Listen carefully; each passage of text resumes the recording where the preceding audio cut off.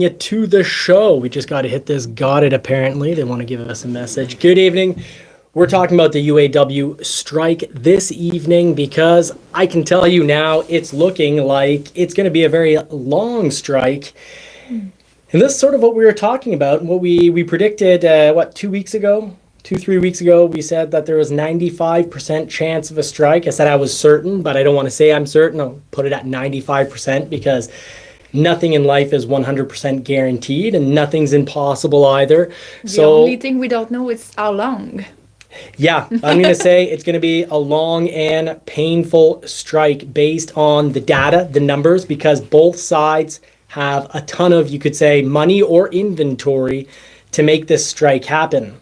And there's a lot of politics, despite Mr. Fine here saying that, he's putting politics aside. He doesn't want politics to get into this, something he actually said when he was talking to the news. I'd say there is a political aspect to this, not about whether you're a Biden supporter or a Trump supporter, but there is, and we do have quotes from, we're going to talk about what Trump said. We're going to talk about what President Trump and President Biden have said on the situation. They're both at very different ends. Trump saying this guy's not doing a good job, and Biden just basically giving his full support with what he said to the UAW. I'd say this is going to be a very long strike. The UAW has the money, and the big three have the inventory to make this strike happen. So I've got a lot of bad news to share. I've got some good news to share too, because we'll talk about how this affects the production of your vehicle and future inventory. Because right now, not so bad. Really not bad at all. Because there's only really one factory that's closed at each automaker. However, this has been causing the automakers to actually do their own layoffs, which go to show how severe things are. I'm going to be talking about the point of view from the UAW strikers, their point of view. I'm going to share that. I think there's a lot of valid points to it, but I'm also going to talk about the manufacturers. They're not coming out really completely saying their points of view, other than if they meet all the demands, they're going out of business. But we're going to talk about pretty much like, is that the case? Because there's reason to think that the demands fully met would cause them a lot of trouble. We're going to talk about how Tesla already has a leg up, because Tesla so far is going to be the big winner in all of this. So we'll talk about that. Now, once we get through the strike talk we've got planned for this episode, we're going to talk about some Ford F-150 recalls. An F-250 recall, which is about a pretty big one, something in regards to the drive shaft braking. So that's a pretty important recall to talk to you all about. We'll talk about recalls in general, because, Ford does a lot of recalls and Tesla does almost no recalls. So we'll talk about why that is, what the effect of that is. I'd also like to talk about, the whole, what, Tesla's calling full self-driving down the road. We're going to be talking about, of course, pay-to-play memberships, pay-to-play technology in the automobile industry. So recalls all the way to tech, how companies are starting and already have been charging for tech, like BMW charging for heated seats. Well, now we'll be talking about what Ford's going to be charging. And, it's been a long time, and we used to laugh at this a lot, with GM charging for their OnStar service, like a monthly fee for OnStar. Like, I used to think that was such a joke, and I've heard that from a lot of people, that they felt that was a joke. And we're going to be doing a Ford F-150 build in price, because we're going to be wanting to talk about the least expensive F-150 and also the most expensive F-150, and most important of all, what are the good F-150, the value F-150s to buy, the ones that you will buy. And when you go to sell it, whether it's in 2 years from now or 10 years down the road, which models are going to be the best for resale? Meaning, what's the best value in regards to what you get, getting enough of what you need, really, and not paying a little too much. You're not paying way too much. We're going to be talking, really, it's a don't be fooled session on the F-150. We're going to talk about all the things the F-150 has gained. And I got to be realistic here. We got to point it out. The F-150's lost a lot of things too, because Ford is saying that it's now roughly up to 90% easier to configure an F-150. They've simplified things by 90%. I'd say they've almost removed 90%. That's how they simplify it. Yeah, it sounds bad that I'm saying they've cut out 90%, but they have cut out a lot, but they've also given a lot. We'll also talk about the price increase that comes along with, the new model year. There's almost always a price increase, but at least this time we're getting a lot of really cool stock, standard equipment, such as a 12-inch touchscreen, Copilot 360 2.0. There is a lot to be excited about when it comes to the 2024 F-150, far beyond just good looks. Okay, the new F-150 for 2024, it's got the brains and the looks. It's not just a good-looking vehicle. We're getting some brains with this standard equipment. Ford isn't gonna bleed your wallet dry to get a truck that looks good, drives well, works hard, and has the right type of safety technology. So let's get down to business. Put the pedal to the metal. Marie tonight is going to be presenting on the F-150 service bulletin because she's got the answer this week about heated steering wheel. For those that didn't get it previously but should have gotten it, Marie's going to be covering that today. So right before we jump in, get down to business, I want to say thank you so much to everyone here who's in the chat. Love seeing you chat away. 4 high, 4 low. M. Peugeot. Ridgeview isn't here tonight. It's his birthday, so happy birthday, Ridgeview. That is our regular full-time, always here moderator, but it's his birthday and he's off to the movies. And by the way, from last week, I hope he wrote it, but Sound of Freedom is a must-watch. Even if the movie theater, when it was coming out, a lot of movie theaters were saying it sold out, no one was in the movie theater, or they'd cut the air conditioning, but only to the room that was showing that movie. So for some reason, you could almost conclude that a movie that is very much anti-pedophilia, anti-anything that's horrible, nightmare situation for our kids, but that's the type of movie that we're not supposed to see. I don't understand, but you'll see my rants always tend to come back and link with something. Otherwise, Marie gives me the big eyes or a kick under the table. So let's get down to business. We've got a lot of real facts, and I don't want anyone getting fooled on any of the subjects tonight. So we're really going to cover this in and out. Going to try to make it a bit of a shorter one tonight, but if you can't handle a long live, we do break up the episodes, but you lose a good bit when you only watch the mini episodes. If you have watched the whole live, thank you so much. You're a fantastic supporter. And when they do turn into mini episodes, if you want to help the word get out, just let it run in the background. You don't have to be watching. YouTube will see more people watched that are regular subscribers because YouTube always gauges how many of our subscribers watch the current video. And if a lot of the subscribers watch, they suggest it to people. And if only 10% of the subscribers watch, they don't suggest it to anyone. The information stays here in the community. So let's put the pedal to the metal. Let's talk about the UAW strike. So what's going on? This is going to be a long strike, folks. This is a very big deal, but so far the consequences aren't going to hurt too bad so far. That's the good news for now. But a lot is being said. There are threats that it will last. They will close down other plants because right now, not all the plants are closed. Actually, only one plant at each automaker has been closed. So right now there's only 12,700 UAW members, or less than 10% of the members that are on strike. So not all 145,000 members at the 3 companies have walked out simultaneously. That would bring operations to a complete grind. And it would also mean that the budget that can last, the union's budget that allows the union to be on strike, if every member is on strike at once, they can handle 11 weeks. 11 weeks because each member needs to be paid $500. So that can last 11 weeks. This way, with only closing one factory, means they can be on strike for a whole lot more than 11 weeks. If it means they can be on strike 10 times longer. So if they only keep one factory closed at a time, theoretically, they could be closed for roughly 100 weeks. So theoretically 2 years.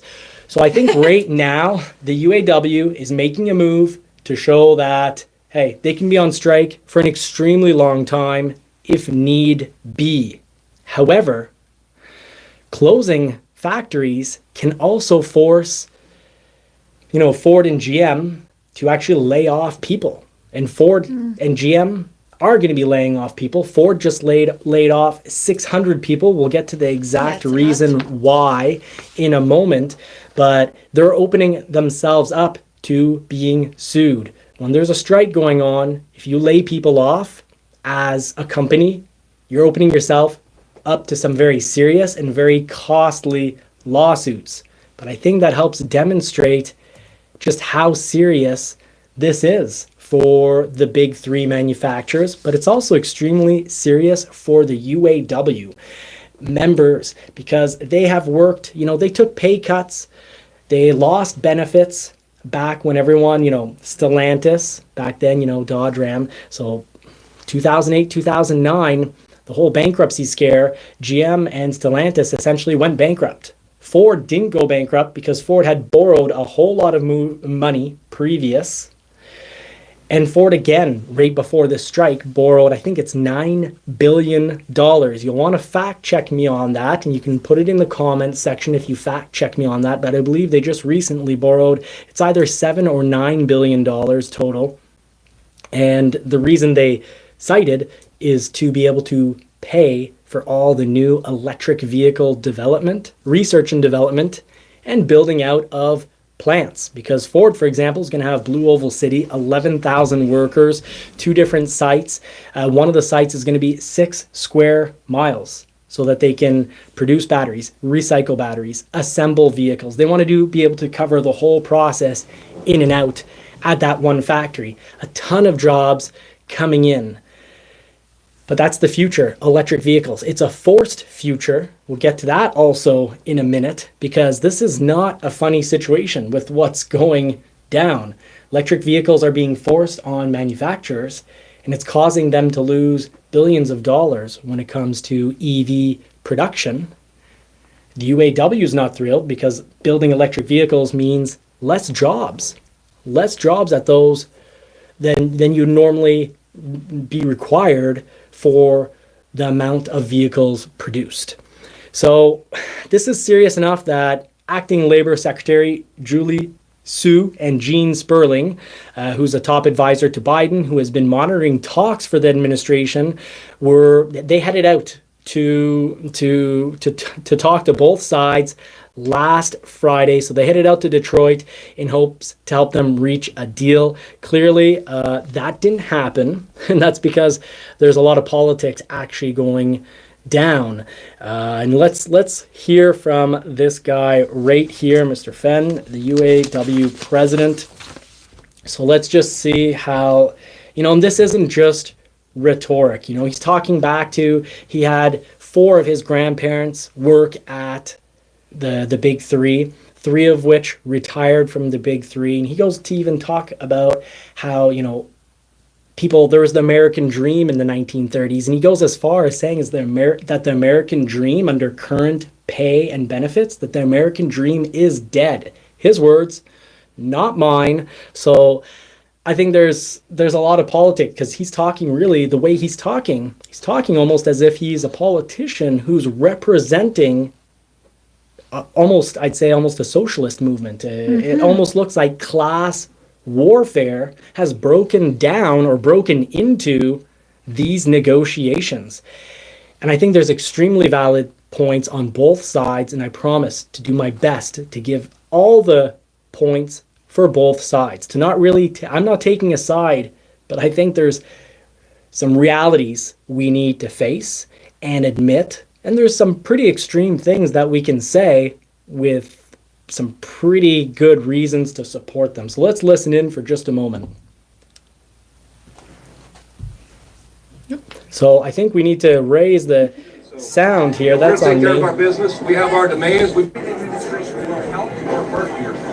I'm not worried about the Biden administration right now. This is our job. This is our fight. This is the members. These members are out here. We're going to do what we got to do. So, we're going to take care of our business. We have our demands. We've been very clear about our demands. And if the companies don't come to the pump and deliver for these members and give them their fair share of economic and social justice, we'll amp up the pressure. We'll take more plants out. Hey, Sean, will you take... So there you have it. He's saying we'll take more plants out. And that's because these are the plants that are currently out. Not a big deal right now, actually. And, I'm surprised the major media didn't jump on the fact to really, say, hey, this isn't a big deal. They're taking it slow. This won't affect production very much. Because that's the way it appears right now. But I'd say I don't think it's about the UAW president not wanting to cause much harm to the big three. I think that it's at the beginning of a strike. And I think he's showing his cards that he can have the strike go on for an extremely long period of time, causing a lot of media coverage, maybe a lot of customers who side more with the employees being upset. This will somewhat cut into the big three. But, the worst thing is it's a way of showing that this will not last 2 years, but the budget is there. They've got what is it? They've got a lot of money. We'll get to the exact numbers to how much money the union has, but it's if I recall, it's right around $800 million. But the easy math is you take $500, you take the number of employees, 145,000 employees divided by 500, and well, that's times 500. That's the overall budget that they have. They can last for 11 weeks. So they didn't have all three companies go out simultaneously. They've selected one large assembly plant for each company. So in Toledo, you've got the Ohio company, Ohio Toledo, affecting Stellantis. Jeep production, you've got, and this is affecting the Jeep Wrangler at the Warren, Michigan. And you've got the Ford Bronco and Ford Ranger factory. Sorry, I've got those mixed up. You've got the factory is in Michigan for the Ford Bronco and Ford Ranger. So if you've ordered a Ford Ranger, this guy right here, you've got reason to worry. If you've ordered a Ford Bronco, you've got reason to worry because the Michigan factory is closed down. In Wentzville, Missouri for GM, that's affecting the Colorado. So if you've ordered a Colorado, right now, production is at zero because that factory is on strike. So those plants employ 12,700 UAW members, or less than 10% of the overall members. So this could last a very long time. That's what the cards that they want to show in their hand right now. So the union insists that it's ready to expand the strike to other plants. So I can tell you behind closed doors, don't quote me on this, but I'll say that I've got a highly educated guess that it's been made very clear we can close down your truck factories. The F-150, the 1500, the Ram truck. Those are the factories that make the big bucks. Right now, they went after the popular models, the models that are popular right now. People want their Broncos. People want their new model Ranger. But those aren't the biggest profit models, nor the highest volume models. The big money is on the big trucks. So they started off with a good punch, but not the biggest uppercut, because, well, that's the bargaining chip. That's the piece that says, hey, take us seriously. We can be nice. They're showing that they can play nice. This is a pretty nice strike. If you look at it from a manufacturing perspective, it's like, wow, thank goodness they only closed the Ford Ranger, Ford Bronco factory, or if you're GM, just the Colorado factory. So they're saying, thank goodness our big profit models aren't touched. At least that's what, obviously, they're hoping for. The UAW president is hoping gets perceived, but it also gives the message this can be a very long strike. I don't think Biden sending his aides is going to change.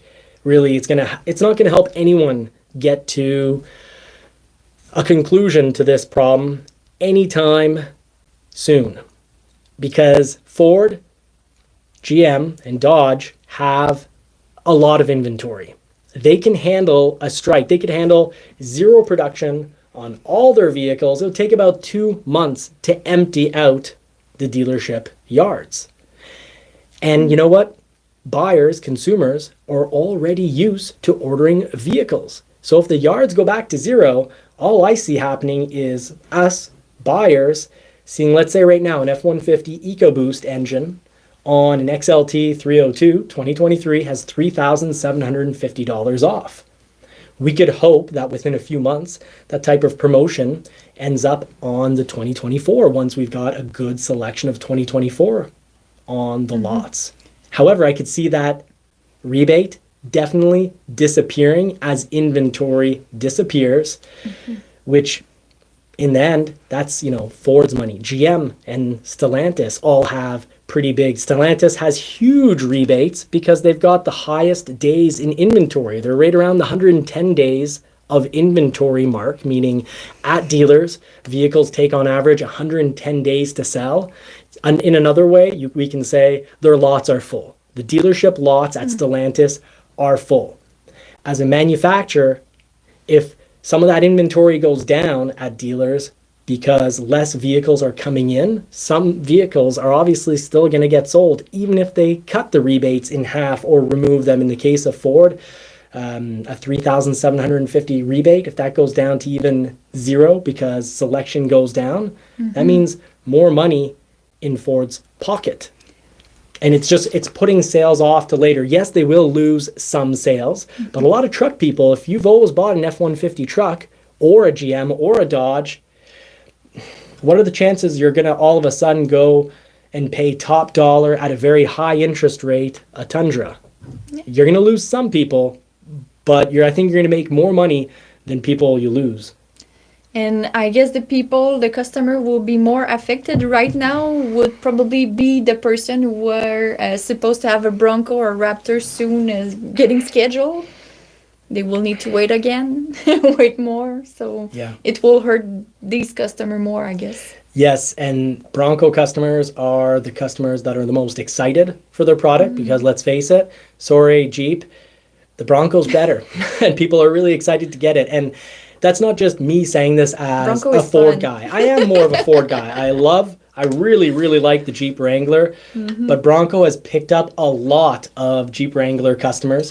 And you'll have people who've never test driven Bronco and just say it's horrible, but you also have a lot of people that used to own Jeep Wranglers who will say, wow, the Bronco's a lot better, and I'm so happy it's worth every dollar, and I'm thrilled that I got one. So that is sort of on a side note for a Bronco episode. Let's keep it to the UAW facts.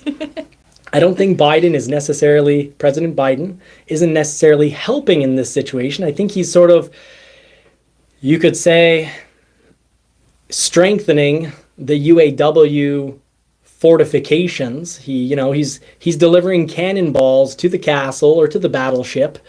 Whatever, if you're more of a Navy man, let's say battleship.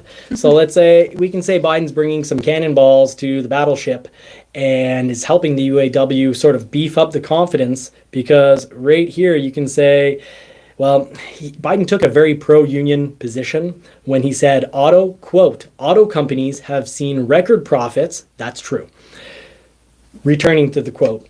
So auto companies have seen record profits, including in the last few years, because of the extraordinary skill and sacrifices of UAW workers. But those record profits have not been shared fairly, in my view, President Biden says this, with those workers. He even went on to say that the automakers need to go further in their offers. So that is really helping this look like it's going to be, this beefs up. This gives them like full ammunition to feel like, hey, the president of the United States is on our side. We're going to make this happen. But it's not about whether it's fair or unfair, because really, I'll add my opinion here. It is unfair that back in 08, 09, that these guys took some major sacrifices so that GM, so that the three automakers don't go out of business. They made a huge sacrifice. And their sacrifice, I'd even would say, was heroic, because they chose to have less money, less well-being for their families, so that they could all continue working, and so that we could have these legacy automakers continue. And now that's exemplary, and I applaud them for that. But this isn't about what's fair or unfair. This is about figuring out what numbers work. Unfortunately, from the sounds of it, there's, it's how do you not have emotion in this? But I can tell you at work, we recently went through a renegotiation and we got cutbacks, even though record profit years as a dealership, but as an employee, I saw cutbacks. And, we had to take the emotion out of it and say, okay, well, we need to look at this as the company surviving, doing well for the years to come. And there's a lot of money for dealers to get into the EV train. And there's a lot of money for the big manufacturers, the big three for all manufacturers. To survive, they've got to get on the electric bandwagon. And who's forcing the invention? Who invented the darn bandwagon? Well, it's President Biden. And that's not a political statement. It's not a criticism necessarily. It's a fact.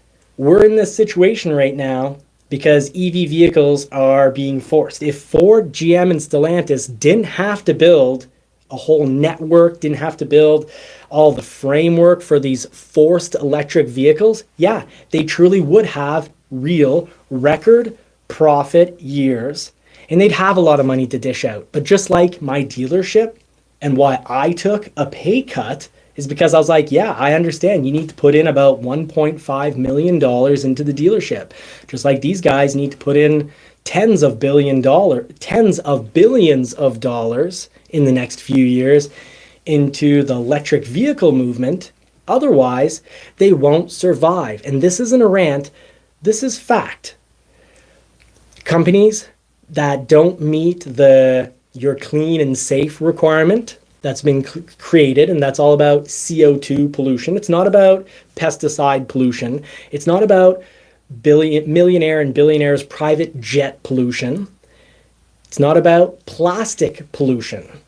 It's not about any number of the hundreds of deadly chemicals that get allowed into our food. It's not about how sugar is killing us through diabetes, heart problems, Alzheimer's, the crap diet that most of us can only afford. We can only afford the crap. Well, that crap is killing us. It's giving us dementia. It's giving us Alzheimer's. It's giving us health issues, heart attacks. Mm-hmm. I've seen it with my parents. It's giving us cancer. Pesticides. Is there anyone working to ban pesticides on front lawns or control the air conditioning temperature in homes or office buildings? You freeze to death in your office building. All the time. You freeze. Money wasted so that you can be unbelievably unpleasant and unhappy at work because your office building is freezing, and the government isn't talking about limiting, to say, hey, 16 degrees or 18 degrees Celsius or, 55 or 60 Fahrenheit doesn't make sense. Let's cap everyone at a nice, balmy 80 degrees or whatever temperature, but just to make sure that there isn't energy being wasted on freezing people. No, there's no work towards that. What's being worked towards is saying that we're all going to go extinct because CO2 is currently at 0.04% of the atmosphere. And at its lowest point, it was at 0.03.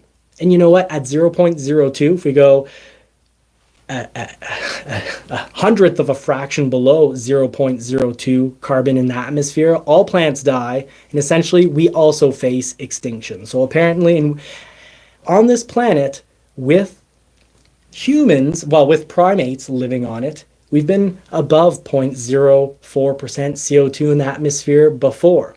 But the current political, and you can say that I'm crazy thinking that there is an agenda at play.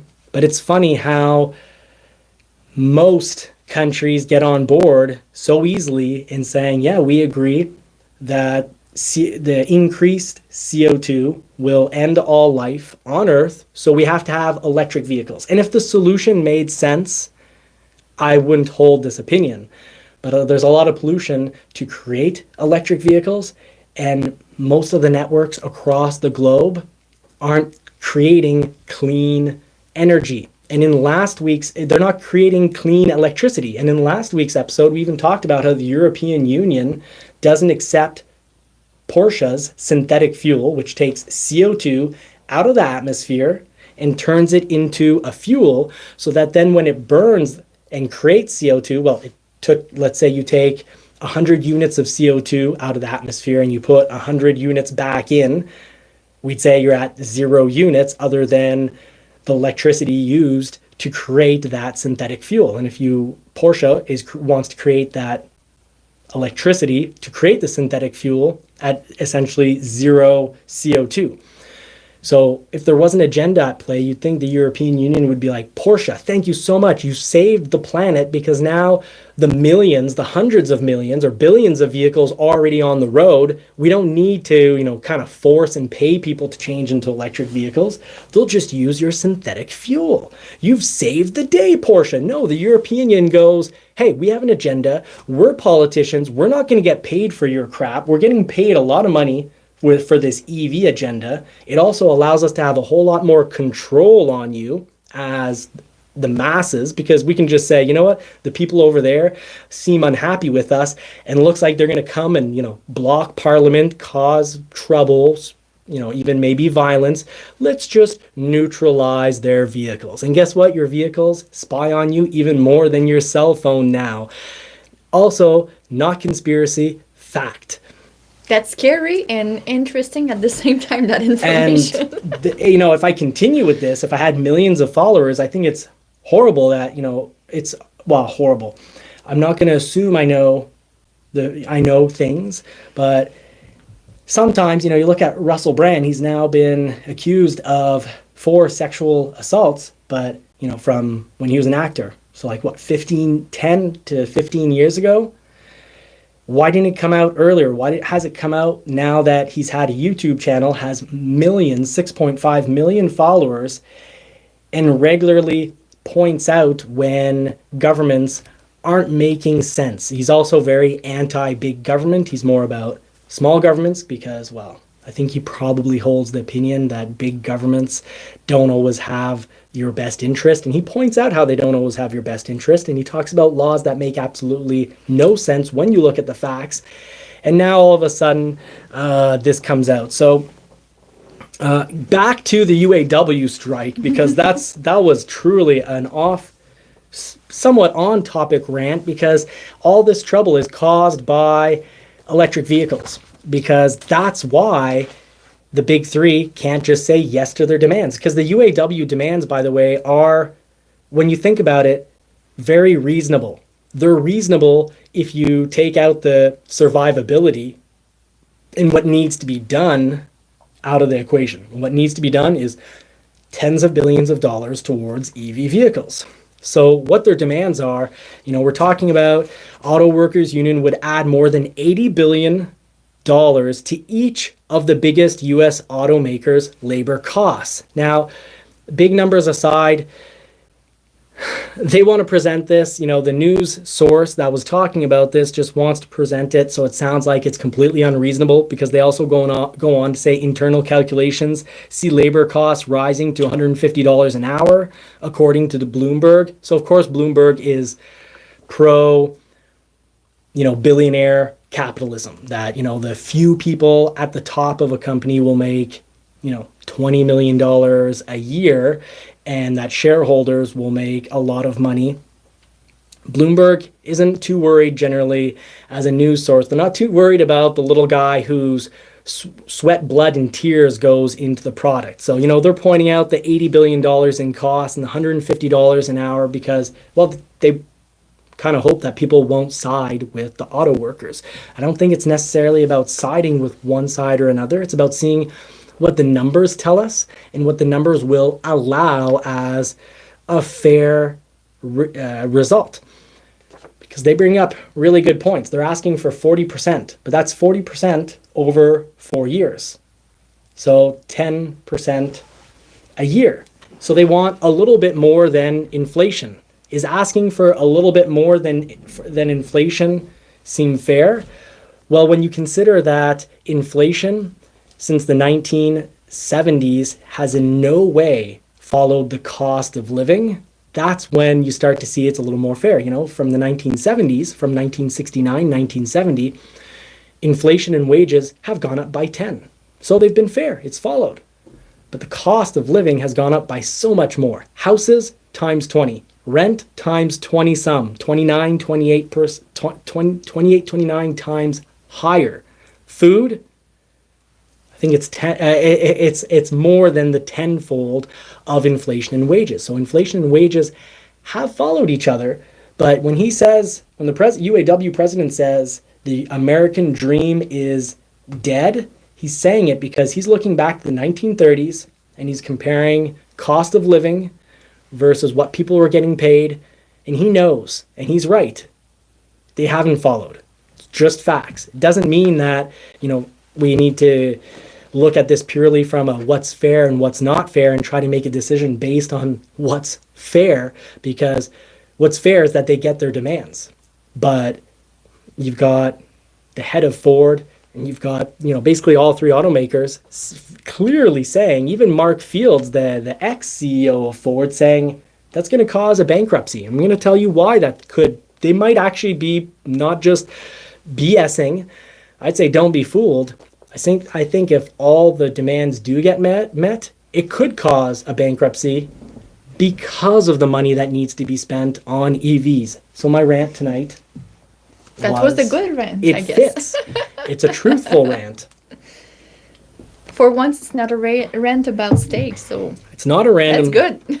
It's not a random rant. I didn't tell people to Google, do men menstruate into Google and see what answer Google gives them, because that'll also actually help show you that there's an agenda at play with major corporations. When you only have a few companies truly controlling, you've got BlackRock and Vanguard basically controlling over 80% of all the companies on the globe, on the whole entire earth. So when BlackRock, and they've come out, the president of BlackRock has come out and said, look, we want society and companies to work like this. If you don't follow along as a CEO, you won't get your bonus and you will be replaced. So for the fun of it, after or during the show, Google, do men menstruate? It seems like a pretty easy biological thing that we all know whether men menstruate or not.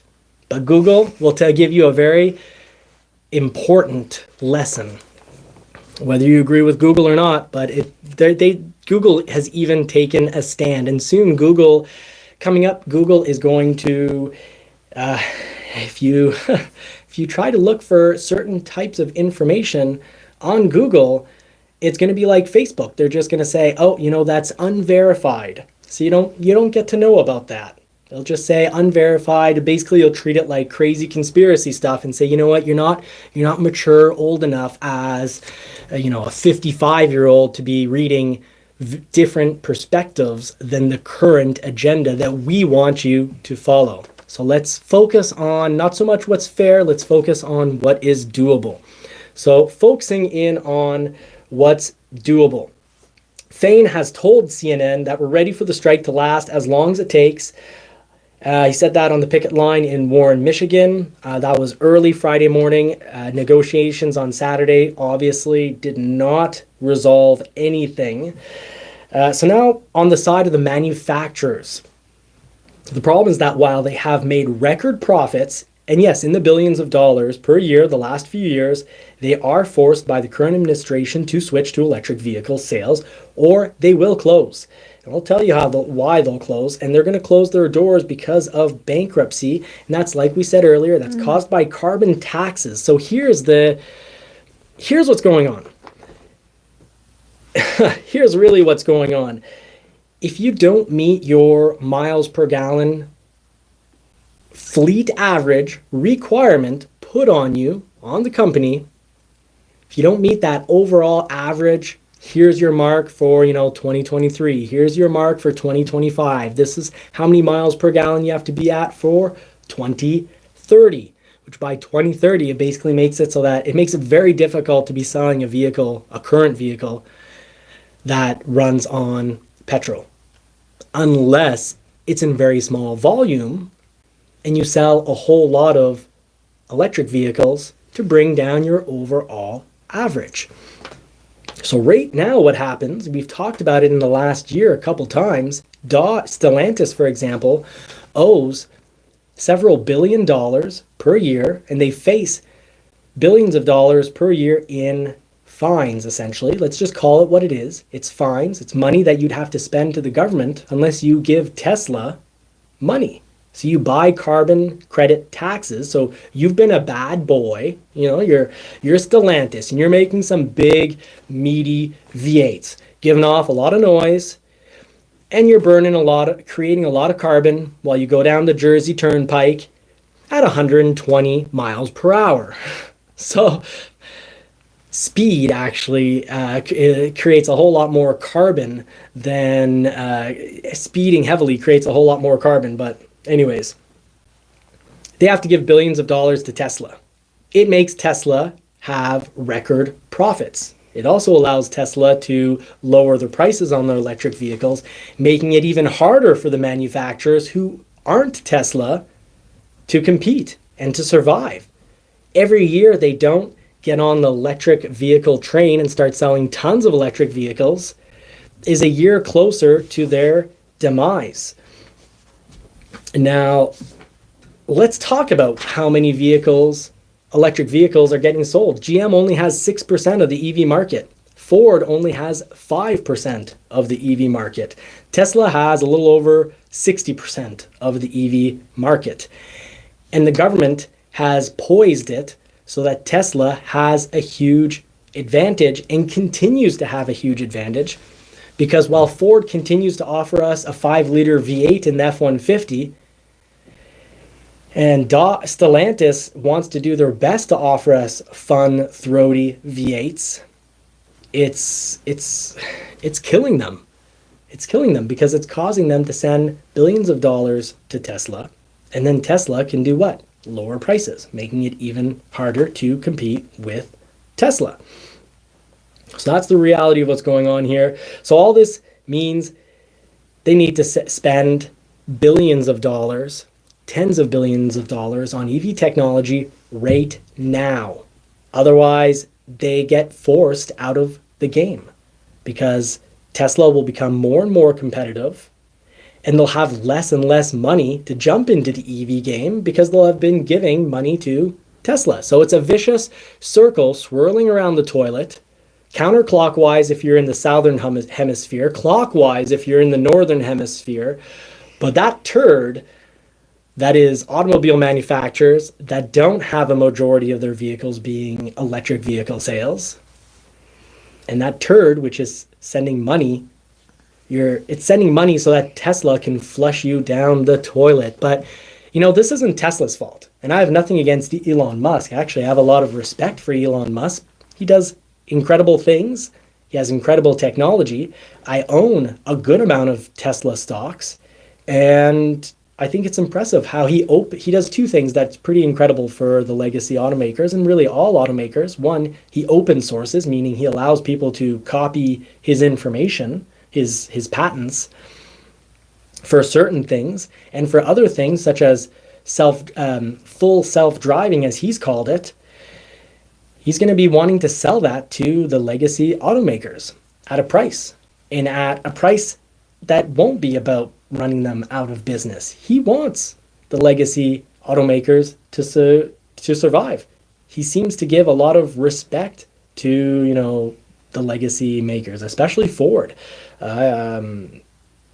He's doing what he can so that, Ford, I'm convinced from what I've seen in quotes and actions that Elon Musk really wants the legacy makers to be making electric vehicles and to survive. He's not out to try to have the entire piece of the pie.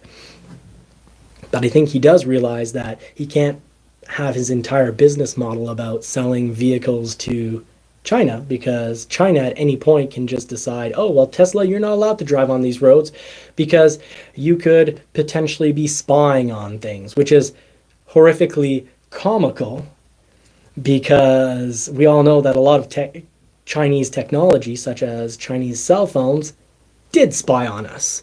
We also know about billions of dollars worth of patents being stolen from American companies, and it was linked to the Chinese government. They tried to play it off, but you know what? When you're in a Chinese military, when the entire floor is rented out by the Chinese military, and it's that floor that the hack originated at, it's kind of hard to say that it's not you. So I'm here to say the things, to really try to speak the truth, even as I know it, even if that means that likely at some point YouTube will not want to be suggesting my material to anyone. But I don't care. I want to get out what needs to be said. So GM says Kansas plant may run out of parts by next week due to the strike. So wow. You might soon be hearing about, a couple thousand GM workers being laid off. 600 Ford workers have already been laid off because some of the factories are intertwined. And I don't know if they're going to start saying, oh, well, we'll close half of the factory. We'll take some of the workers out of the factory. Well, there's so much of the production and assembly process is intertwined that this is going to cause layoffs. That, or Ford and GM would just be paying people to sit there and be like, well, we're sorry, paint team, the sheet metal didn't come in, so you've got nothing to paint. They're not going to tell them to sit around. They're going to lay people off, even though this means it opens them up to a lot of potential lawsuits, some big lawsuits. So General Motors told workers at its Fairfax plant in Kansas that the factory would soon run out of parts due to the UAW's targeted strike of its Wenzel, Missouri plant. So you've got GM very clearly saying, guess what, folks? These plants are intertwined. You may want to only close one down plant, but it could cause another plant or part of another plant to shut down. So more layoffs, which that's kind of rough though. That's not in the auto manufacturer's benefit, because that means the strike money, you've got more people out of work. You've got more factories closed down, but you're only paying for part of it. So that's another reason why when I said this strike is going to be a very long strike, I really do believe that the numbers say that this definitely can be a long strike. And this will be a long strike if they stay really firm on the pay increase. The pay increase, we'll talk about Tesla numbers. We'll get to this in just a moment. But right now, the average Tesla worker gets $44 an hour, and the average UAW line worker currently gets $66 an hour. So what is that, like 33% more pay for UAW workers? Tesla, surprising. But, don't let main media focus on just one thing. I want to tell you about both sides of the story. Tesla workers get stocks as a bonus, as, part of their pay compensation. So apparently there are some Tesla line workers who've become millionaires because of how much their stocks, they've been working there, and it's very you can definitely imagine it. If they've been working there for 10, 12 years, and they're getting paid out stocks that originally were worth a few dollars a stock, and now they're worth $450 roughly a stock, you can imagine that if over the years they've accrued a few thousand Tesla, a couple thousand or more Tesla stocks as payment, as part of their pay package, I can definitely say that I can full-heartedly believe that it's not just apparently. The math dictates that there are some Tesla line workers who have become millionaires, whereas if Ford or GM are paying you stocks, now those stocks generally always go up by the same amount, go down by the same amount. It's like it's a joke at Ford. I buy Ford stocks when they're at 12 Canadian. I buy them. when they go down by 20 to 30%, and then I make my 20 to 30%, and I just do that over and over. It stays always at the same. It always goes down, and then it always goes up, and then it always goes down. It's nonstop. And it's nonstop unless the company goes bankrupt. And Jim Farley has said that meeting all the demands could cause a bankruptcy. Mark Fields, ex-CEO of Ford, I believe from 2014 to 2017, if my memory serves me correctly, also said, watch out. These demands could cause a bankruptcy. So that is what's going on. Let's see what the UAW president has to say and why I feel this is political. This is about class warfare. Trump has said that he's doing a bad job. I don't know. I think that he's doing a great job at going after what's fair. They gave up a lot and they want to get back. They want some compensation so that they can afford. Workers have said it before. We can't afford the vehicles we make. And that's, some people might think like, oh my goodness, but they're making, $66 an hour already.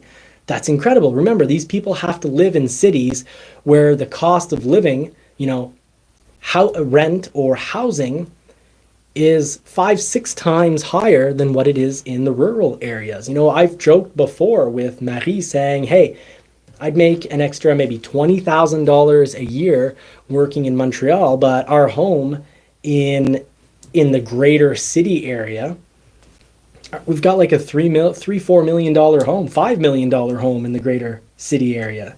In the GTA area, Greater Toronto area, we've got, a $6 million, $7 million That's crazy. home. The price there is totally crazy. In Vancouver, in any of the city centers, heck, we've got like a $10-15 million home. It makes no sense. Whereas in the rural areas, where our home is worth a heck of a lot less. So remember, $66 an hour. Yes, they are asking for a pay increase, 40% for 4 years, so 10% a year. That helps not just cover inflation, but also cover the much higher increase in the cost of living. We all know, we saw groceries go up by 35% in 1 year. Mm. They want to be able to eat. They want to be able to drive a vehicle to get to work. They want to be able to to buy what they build. And they did give up a lot in 2008, 2009. But Tesla workers aren't bad either, getting paid in Tesla stock. Okay, so let's hear what I think we need to hear to fully understand. This is about a bit of class warfare at play. And this makes me think of the socialist movements in the 1930s. Des ingénieurs construisent des solutions qui rendent notre monde meilleur. I'm sorry about that. That was pretty loud in a commercial. We don't need a commercial right now. Economic realism we're facing is that those people buy $2 and $3 and $4 million mansions and just keep on going, and everybody else suffers. They scrape to get by, paycheck to paycheck. That doesn't move an economy. The talking heads can say what they want about a strike and how it affects the economy. The economy don't move when workers don't have purchasing power. You got to put money in the pockets of the people. That's what moves the economy. More billionaires is not going to move the economy. Sean, you did say the White House is afraid in a statement today. What are you going to do? So here's the thing. He's saying that, this is about getting the money back from the billionaires. But here's the problem. It's about negotiating. We're getting mixed up. A lot of emotion, I think, is getting into this. Because, I think a lot of us would agree that we don't need, multi-billionaires buying and he says 3-4 houses, try, 10, 15, try 3-4 private jets, try yachts that, cost $50 million or $100 million or $300 million. No, we don't need to have people, there are other people who can run companies that don't need to be paid, in this case, it's not hundreds of millions of dollars, but, I think Jim Farley's done a good job. I think he's a good guy. Can you find someone else for less than $20 million per year that'll do a good job? It's hard to say. But I can say that trying to go after, trying to base your argument on the point that, well, there's billionaires and it doesn't make any sense and it's not fair, there needs to be more money. I don't see that as a union president's job. And maybe this is why President Trump was saying he's not doing a good job. Because whereas he's right, the question is, even though he's right, is it his job to try to be going after the billionaires' money? That's maybe a sign of a broken system or something that needs to be fixed in the system. But that's not what you're here to do. You're here to negotiate a contract and get people working, because $500 a week when you're on strike, that's garbage. You can't live on $500 a week. Yes, we need to have fair wages. Yes, I think they probably do need to get paid more money, but it's about negotiating something where the company still survives, because Tesla becomes more competitive every year, and Tesla's already paying their workers a lot less, 33% less money.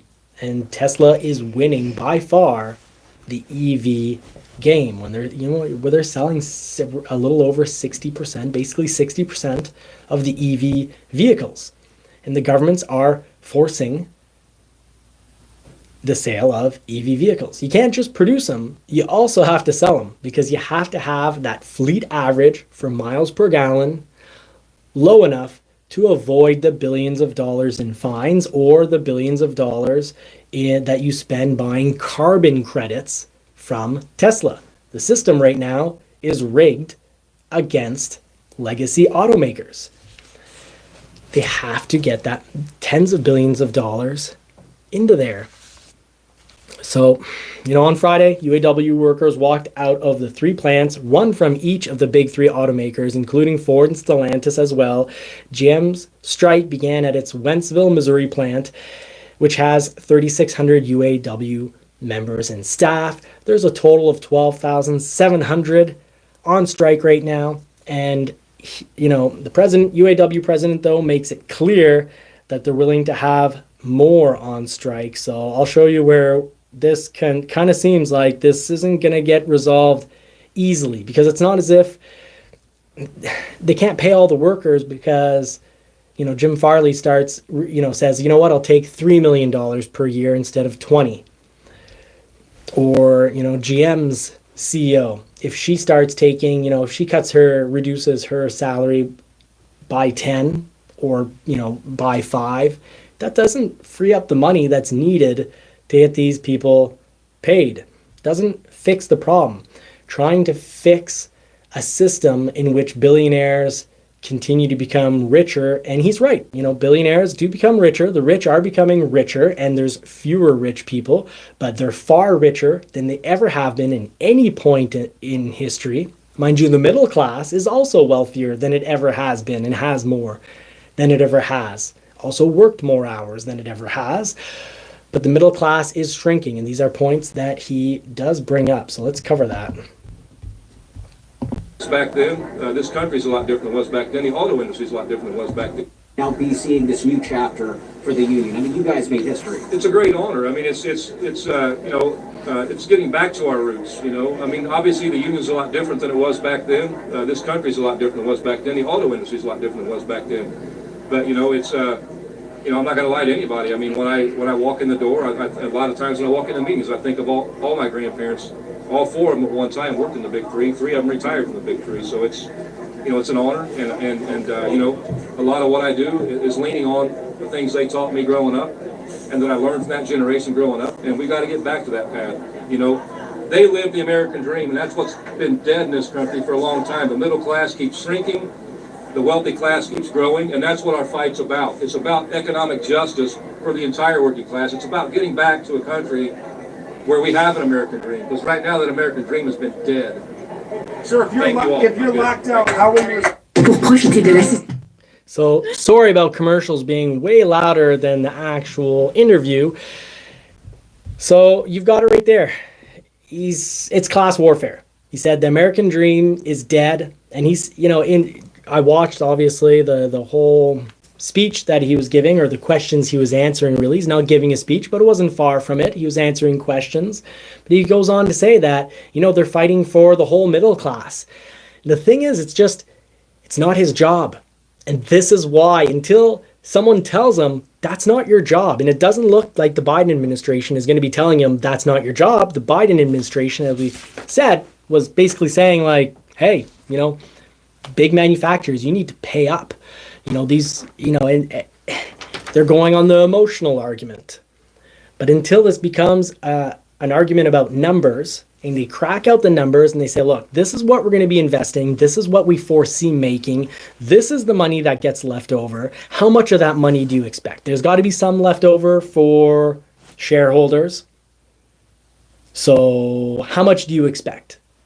And that's the type of negotiation that needs to be done. It needs to be all about numbers and not about emotions. And someone really does need to remind everyone, let's take emotions out of this, because emotions could run the companies into the ground. Obviously, I think that the people that make the product probably deserve all of the profit. It's their work. I'm a shareholder of Tesla. I'm a shareholder of Ford. I don't really do anything to make that money. I don't deserve it. I've worked really hard in life to get to where I am, to be able to invest, but now I'm doing nothing and getting stuff for it. I don't deserve that money. The people that put their blood, sweat, and tears, and that includes the CEOs who get paid based on meeting performance objectives, helping helping with the survival and profitability of the company, they're also getting paid for their blood, sweat, and tears. Let's not forget that it's not easy having thousands of workers who, just imagine, it's hard enough being in charge of 10 or 20 workers with all the different aspects of emotions and everything that can come out of dealing with human beings who are generally far more emotion than they are logical. And most human beings, especially when we're worked up, aren't going to look at both sides of the argument and say, I understand your point of view. Here's mine. Can we find a compromise? Can you see the validity in my point of view? Because I see the validity in your point of view. So can we work something out? No. When you're a boss, people say things like, I'll put you through the wall. It's not easy being a boss. Sometimes people are crying. Sometimes people are, being violent. It's tough. So everyone needs to be rewarded for their blood, sweat, and tears. But a lot of the money, guess what? It goes back to shareholders. And that's the system we live in. And there's not going to be a contract that gets worked out when someone's focusing on the fact that, hey, it's not fair that shareholders are getting all this profit and we're not, because we did the work. If that's your perspective, you're never going to get along with and find an agreement with the CEOs who are there to keep the company running, surviving Tesla, surviving Chinese vehicles coming in, being forced into this huge EV push. So yes, this all started off with UAW President Fain saying that the automakers' demands are an insult. Some say that he burnt the contract. I'm not sure. I can't remember. Did he burn the contract or did he just throw it in the garbage? Did he tear it up and throw it in the garbage? One way or another, they're not getting along, and they've got the money to not get along for a very long period of time. And the big three got yards filled with vehicles. They've had to put rebates on them because inventory is high. It's not going to be that horrible if inventory goes down, but right now only a few plants, one major plant closed for each automaker. For now, I think probably the threats being made is we'll close down the big truck companies, the big truck factories. The 1500, the F150. But guess what? There's a lot of inventory of big trucks right now. And we could see some rebates go away. And if we do, I'd say order it and hope that your vehicle comes in when the rebates are back. But for now, we've got good rebates. The rebates haven't been touched by this strike. Still $3,750 off a Ford. GM has the same rebates they had at the beginning of the month, which are very similar to the rebates they had last month. And same thing for Stellantis. So if you're looking for a truck, say play it safe, buy one now. And traditionally, used prices for your trade-in values are going to go down they're going to go down more and more as we approach winter, and they're going to be at a all-time low during the winter months. Even last year, during the used vehicles being paid at auction, and hopefully the dealers were passing that on to customers, but being paid at auction 43% higher. They still died off in the winter. Heck, my F-150 Raptor that I bought in October was worth $10,000 less in the winter months, and then come spring it bounced back up $5,000, which I held on. I waited, I treated my truck like a stock, and then I sold it when it was worth more come spring. So that's all my advice to help save you thousands of dollars. Right now, they are saying that the strike will cost 400 to 500 million per week in production. That's what was being said, but in the end, they didn't close off. GM didn't pull all its workers. Ford hasn't pulled off its workers. So right now it's costing a lot less than that. In 2019, when GM did go on strike, 6,000 workers in Mexico were laid off. But right now, I'd say that if you're waiting on a Ford Maverick, it won't affect Ford Maverick production. If some other factories get closed that maybe build parts for the Ford Maverick, it could definitely slow down Ford Maverick production. They could maybe have to stop. But right now, it looks like it's going to be a rotating closure to this. So not sure what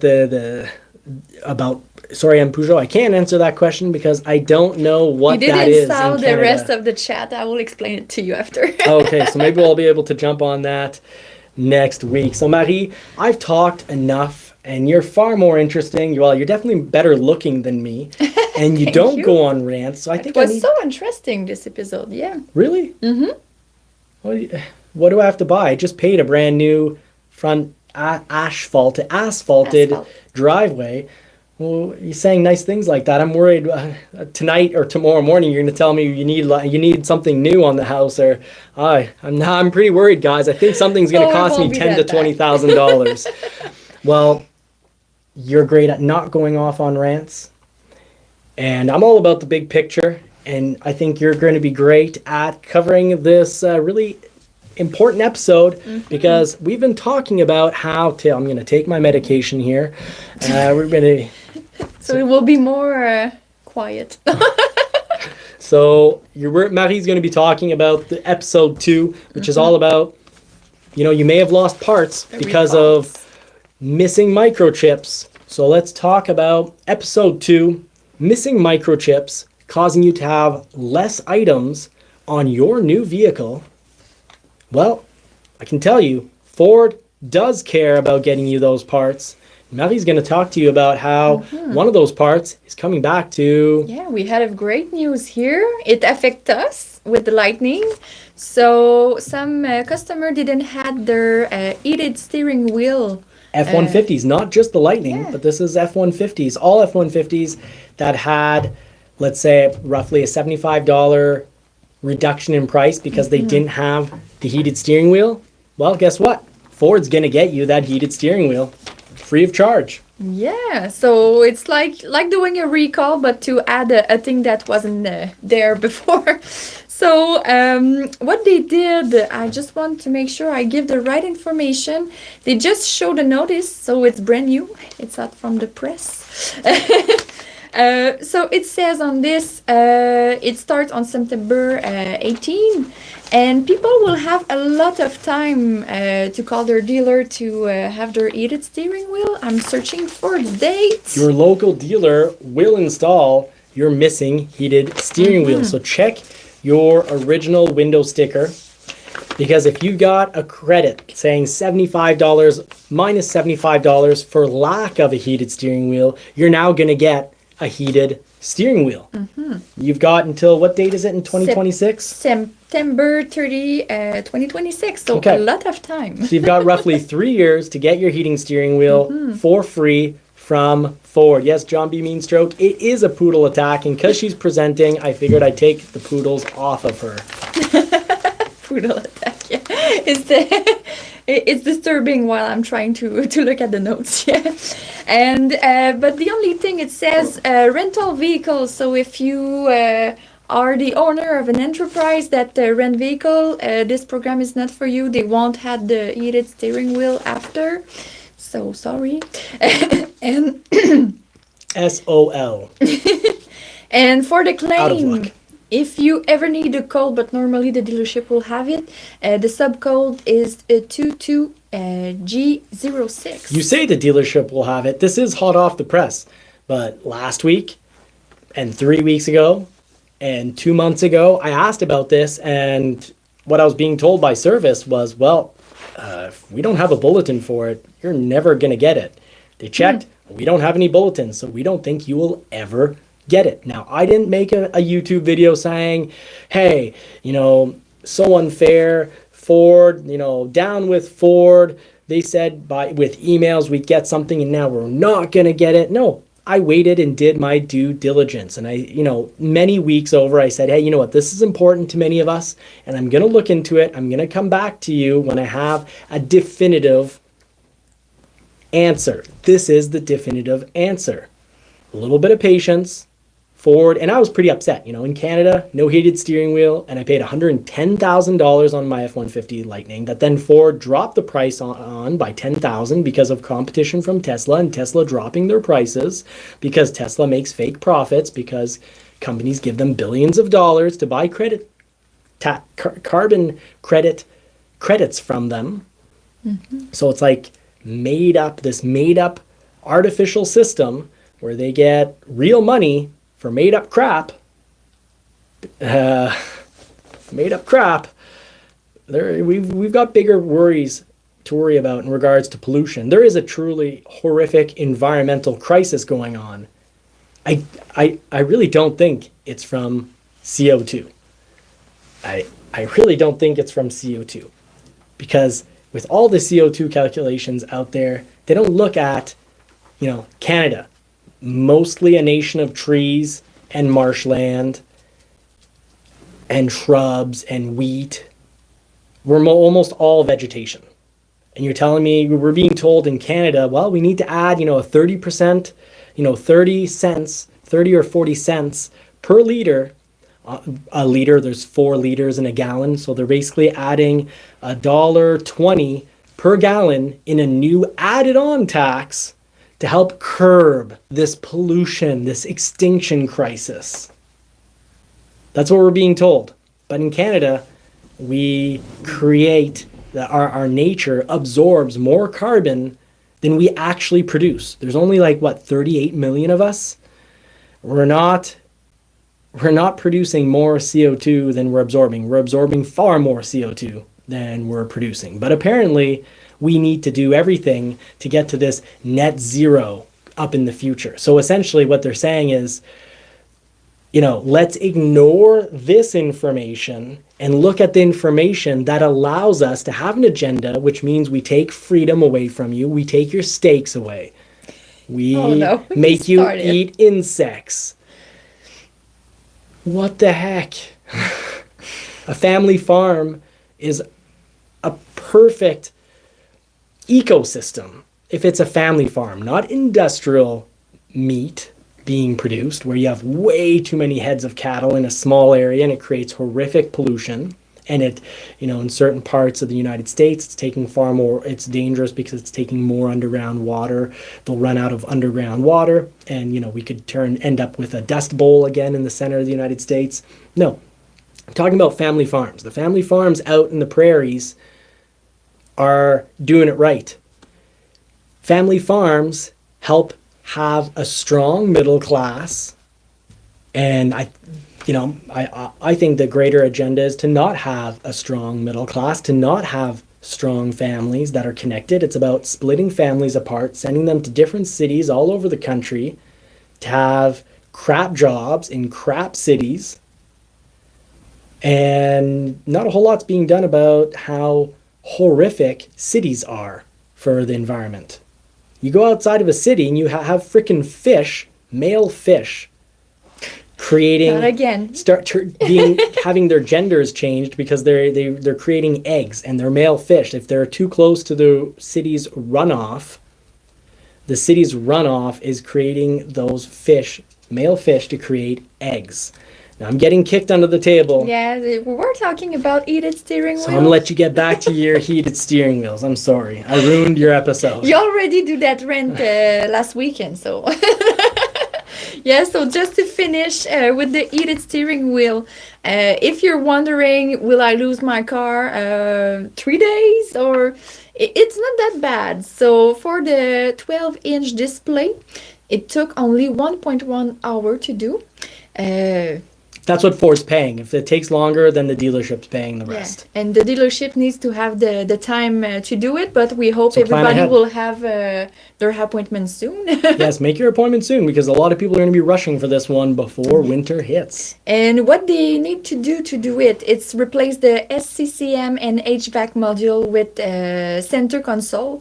So enable the heated steering wheel option using FDRS. I don't know what's FDRS. I have the technical bulletin, and I'm not going to run you through all of it because none of you need to know how to do it, because your dealership's going to do it for you. But if your dealership tries to tell you we're not doing it because we don't know how, that's bullcrap. Don't be fooled.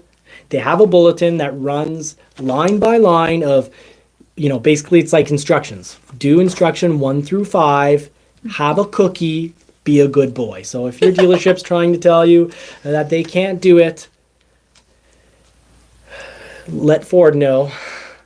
Unfortunately, I don't know how far it goes. I don't know, it's unfortunate. I think some dealerships need to be treated like bad children, and, children who've made bad decisions. There are very few. Throughout the entire population, there's only ever about 1% of the population that's, you could say evil, that they're truly actually bad. The rest of us just make bad choices at times. But some dealerships need to be spanked. Like, some kids need to know that, at a certain point, you get spanked. Yeah, and for the people who have the 15-inch display, it's less time. It's a bigger display, but less time to do it. It's only 0.8 hour. Yeah, Winston, I love you too. And you won't get a replacement vehicle because it should be such a quick fix that they do expect you to either sit and wait at the dealership, or most dealerships should at least have a taxi service. So free of charge, they should be able to bring you off to the grocery store, bring you off to work, bring you home. They're in a position, they're supposed to be in a position. Ford gives dealerships money to be in a position to taxi you around. So that's why, because it's quick, they don't want to be leaving you a vehicle for an entire day. They're not willing to pay for that, but they are going to pay for your increase, for the increase in the quality of your vehicle, because hey, let's face it, heated steering wheel is a big deal. Such a big deal that, heat is so important. BMW was even having heated seats as a monthly subscription. And I think that's total and utter crap.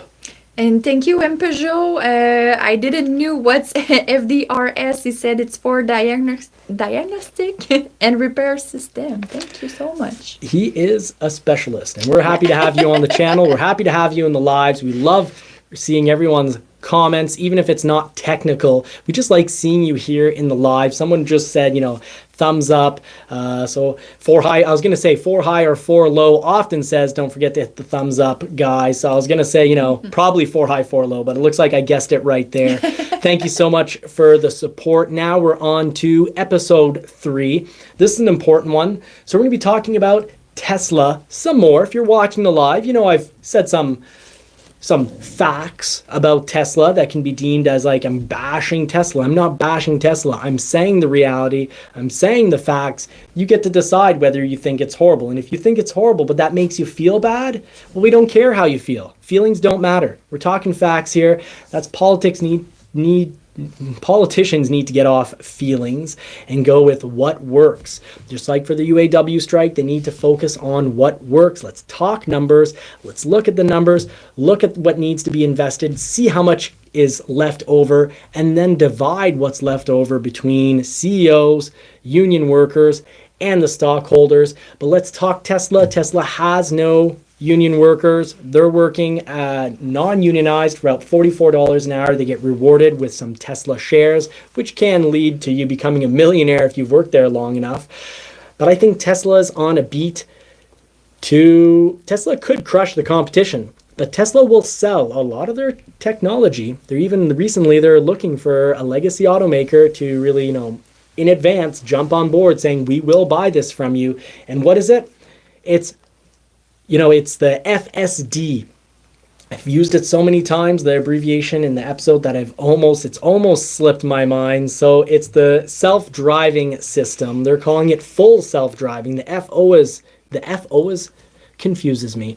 So what the F? Well, the F is for full self-driving. So It's not a bad word. it's not a bad word. Tesla's had a bit of trouble with this and a lot of bad publicity, because even when Elon Musk was showing the full self-driving technology, the vehicle kind of burned a red light. So it looked like, wow, we're really not ready. But we are ready. But this is also proof that our vehicles are spying on us.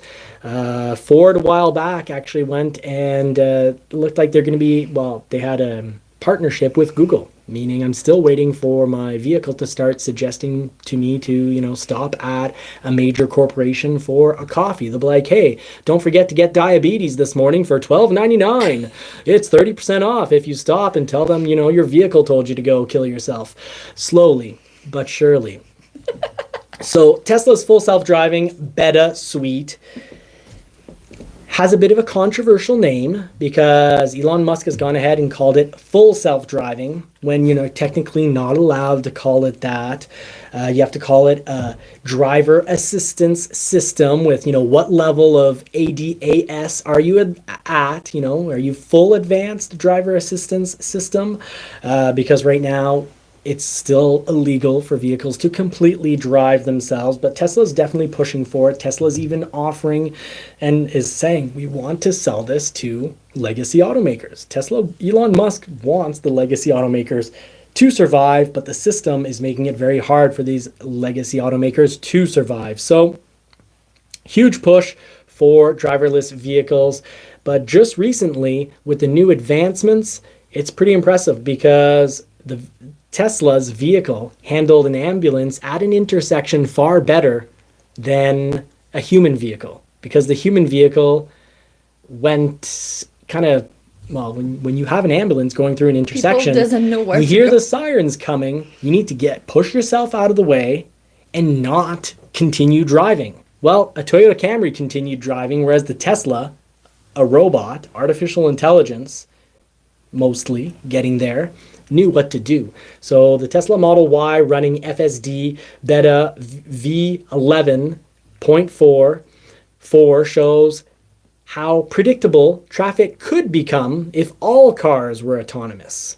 So if there weren't humans, and this is something I feared all along, that we're slowly moving towards vehicles being completely autonomous, and it might even switch. In the future, I think we're going to be in a situation where only certain roads allow you to drive your vehicle, but that within city limits, because of the high chance of accidents, or in high traffic areas, high congestion areas, your vehicle might be illegal to do so, and your vehicle might just switch off. You could be driving and all of a sudden it's like, no, there's high congestion, there's an emergency vehicle coming. We're all the vehicles here in this area are going into an autonomous driving mode. It also means that depending how corporations and governments are intertwined together, it could also mean that vehicles just get shut down. But, call me crazy, but you'll find out in a second, in just a moment, how these vehicles are spying on us and already selling our data, or using our data to become more profitable. And this is where Tesla has a huge advantage, because the system's going to be set up so that the vehicles will be fully reporting back to the mainframe, and the mainframe will be using all that intel to make better self-driving systems. And guess what? Your Fords, no one's sitting by the wayside. Ford's going to be doing this as well. Ford's been collecting data over the years. Why do you think Ford wants you so badly to have Ford Pass? They want your vehicle connected to the mainframe. So basically, the vehicle comes to a green light. Ambulance sirens are there. It was a red light. Lights turn green. Tesla knew not to go on autonomous mode, on this full self-driving mode. And a human driver in the Toyota Camry completely messed up and probably felt like, hey, I'll go block that ambulance or get T-boned by an ambulance, causing problems for everyone. So, future, I definitely think that when the statistics come back and they find out that the robots drive, AI robots will be driving a heck of a lot better than almost anyone on the road. Well, when they beat us out by a fair margin, good luck trying to maintain your legal right to drive. There's no amendment for that one, so good luck. So Tesla originally charging $15 or $12,000 for their semi-autonomous driving, their advanced driverless system.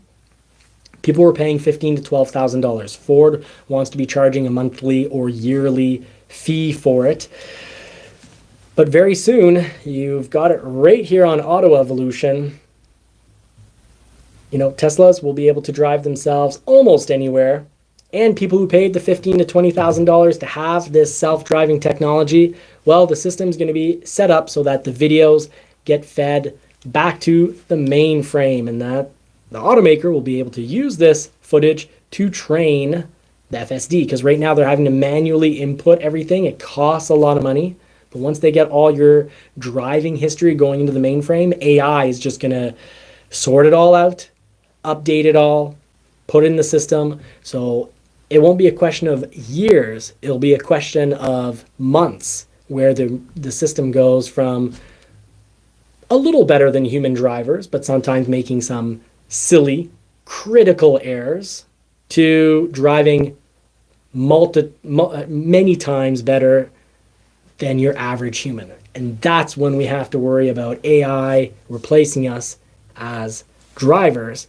In governments so far, you've got to ask yourself the question. If you think I'm crazy, ask yourself the question. In the last 30 years, have you noticed governments really fighting and sticking up for individual interests? Or do you feel they've been maybe a little bit more sided on going with the lobbyists and where all the money is, the lobbyists and the corporations' wants and desires? I think that if they're worried about the little guy, we wouldn't have people spraying pesticides on their lawn.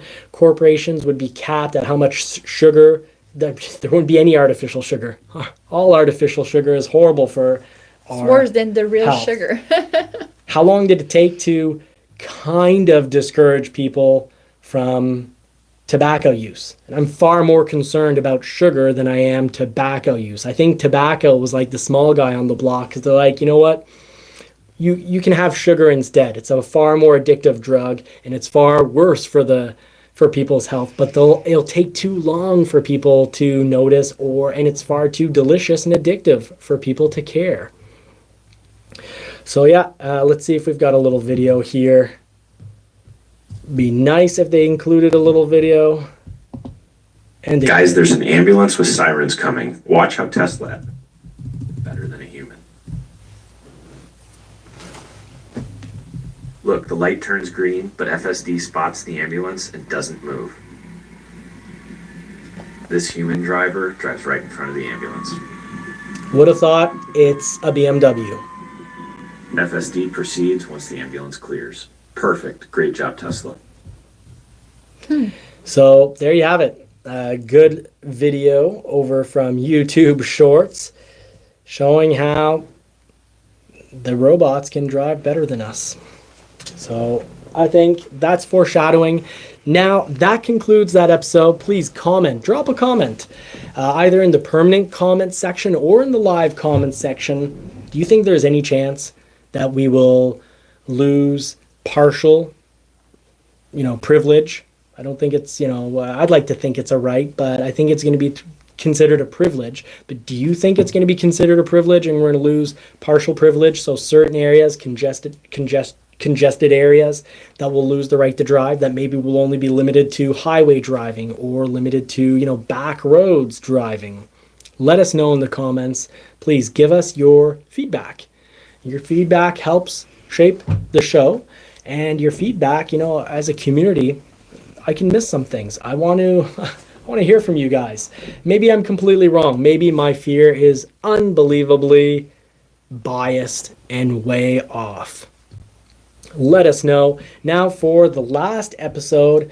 Marie, can you handle one last episode? 15 minutes on the F150, or do we need to keep this for next week? We can do it if we do That's it. good. Because I have trouble to sit longer like that. Marie's pregnant. I need to move. And little girl Kylie can be a little bit of a rocker, I guess. Guess she takes after me. She's got some spirit and fight in her. Okay, so let's do a new episode. 2024 Ford F-150 build and price. Let's talk about price. Let's talk about equipment. What have we lost? What have we gained? We've lost a lot. We've lost a lot of little things, but we have gained a ton. The things we have gained, we haven't gained a lot, but the things we have gained are pretty monumental in my opinion, and we're going to tell you exactly what we've gained.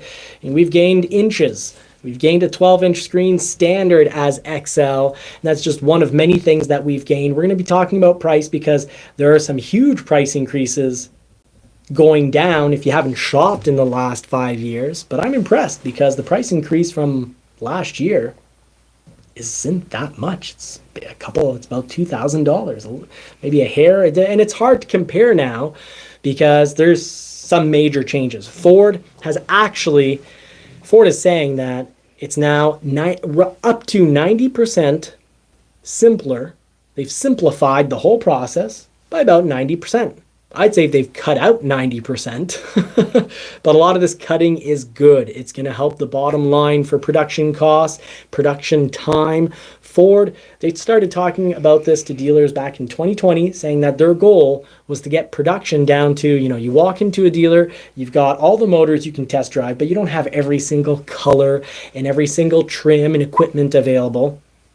That they'll have some standard models. You go out and drive, you put your order in, and I think, Ford made it pretty clear. Their dream is to get it down to, 2 to 4 weeks later, you've got a vehicle showing up. Basically, you put your order in and it's getting built, that week. And then you've just got transport time left. That's where Ford wants to get this. This is why Ford wants to simplify the process. This could be great because it could mean that if this works out, we will get the F-150 or Ford that we want. There's no longer will we settle for the wrong color, the wrong equipment. And Ford's website is actually good enough to help you along with this if you also have a knowledgeable sales consultant. Just someone in their comments recently said that their dealership, it's just dummies. They go in there and it's greeters. They're there to say hi and bye, and that the manager is there just to, basically put the pressure down and get you to close. And that's sad because Ford gives good sales consultant training so that we know the product. I had taken pictures, I'm not going to share them, but basically for the Super Duty, they're like, hey, you want to be able to have a lot of weight on the vehicle, you want to be able to pull up to 40,000 pounds. Now, this is what you need. Here's your criteria. So you just need to, listen, follow along, and do your courses that Ford provides. They're excellent.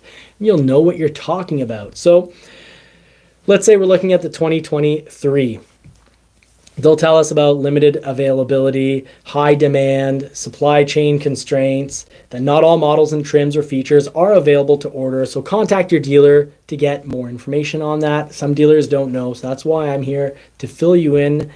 I haven't filled anyone in on the main things in quite some time because they haven't changed, essentially. There's been very few changes. But if you're looking for a 2023, what's nice is you can probably find what you like on a lot right now.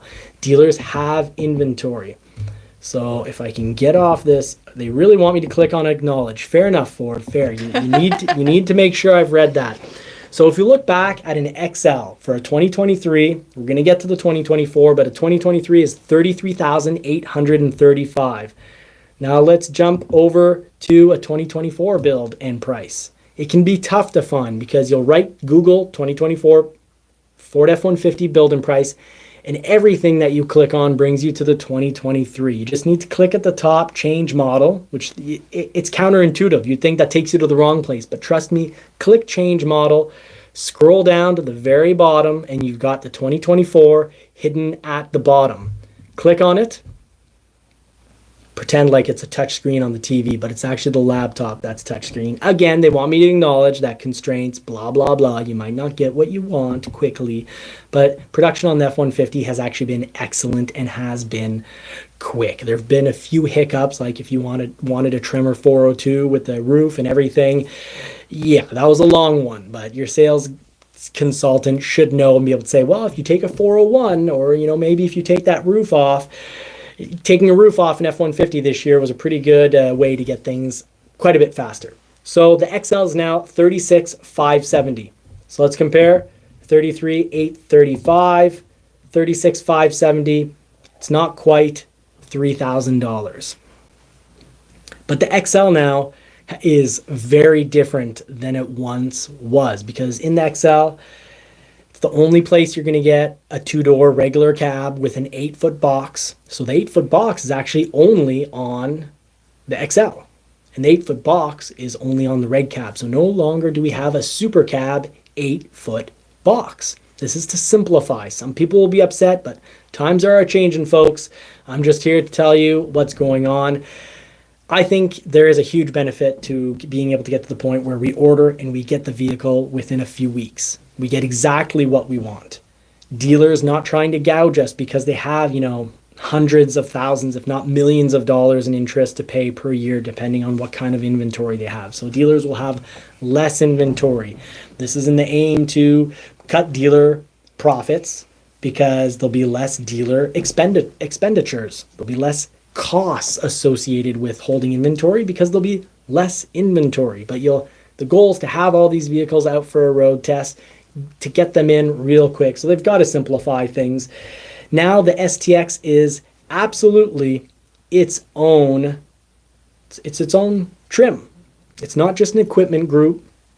It's its own trim. And the STX starts at $43,895. So we'll zoom in right there. That is a really good looking truck. But what's really cool, pros and cons.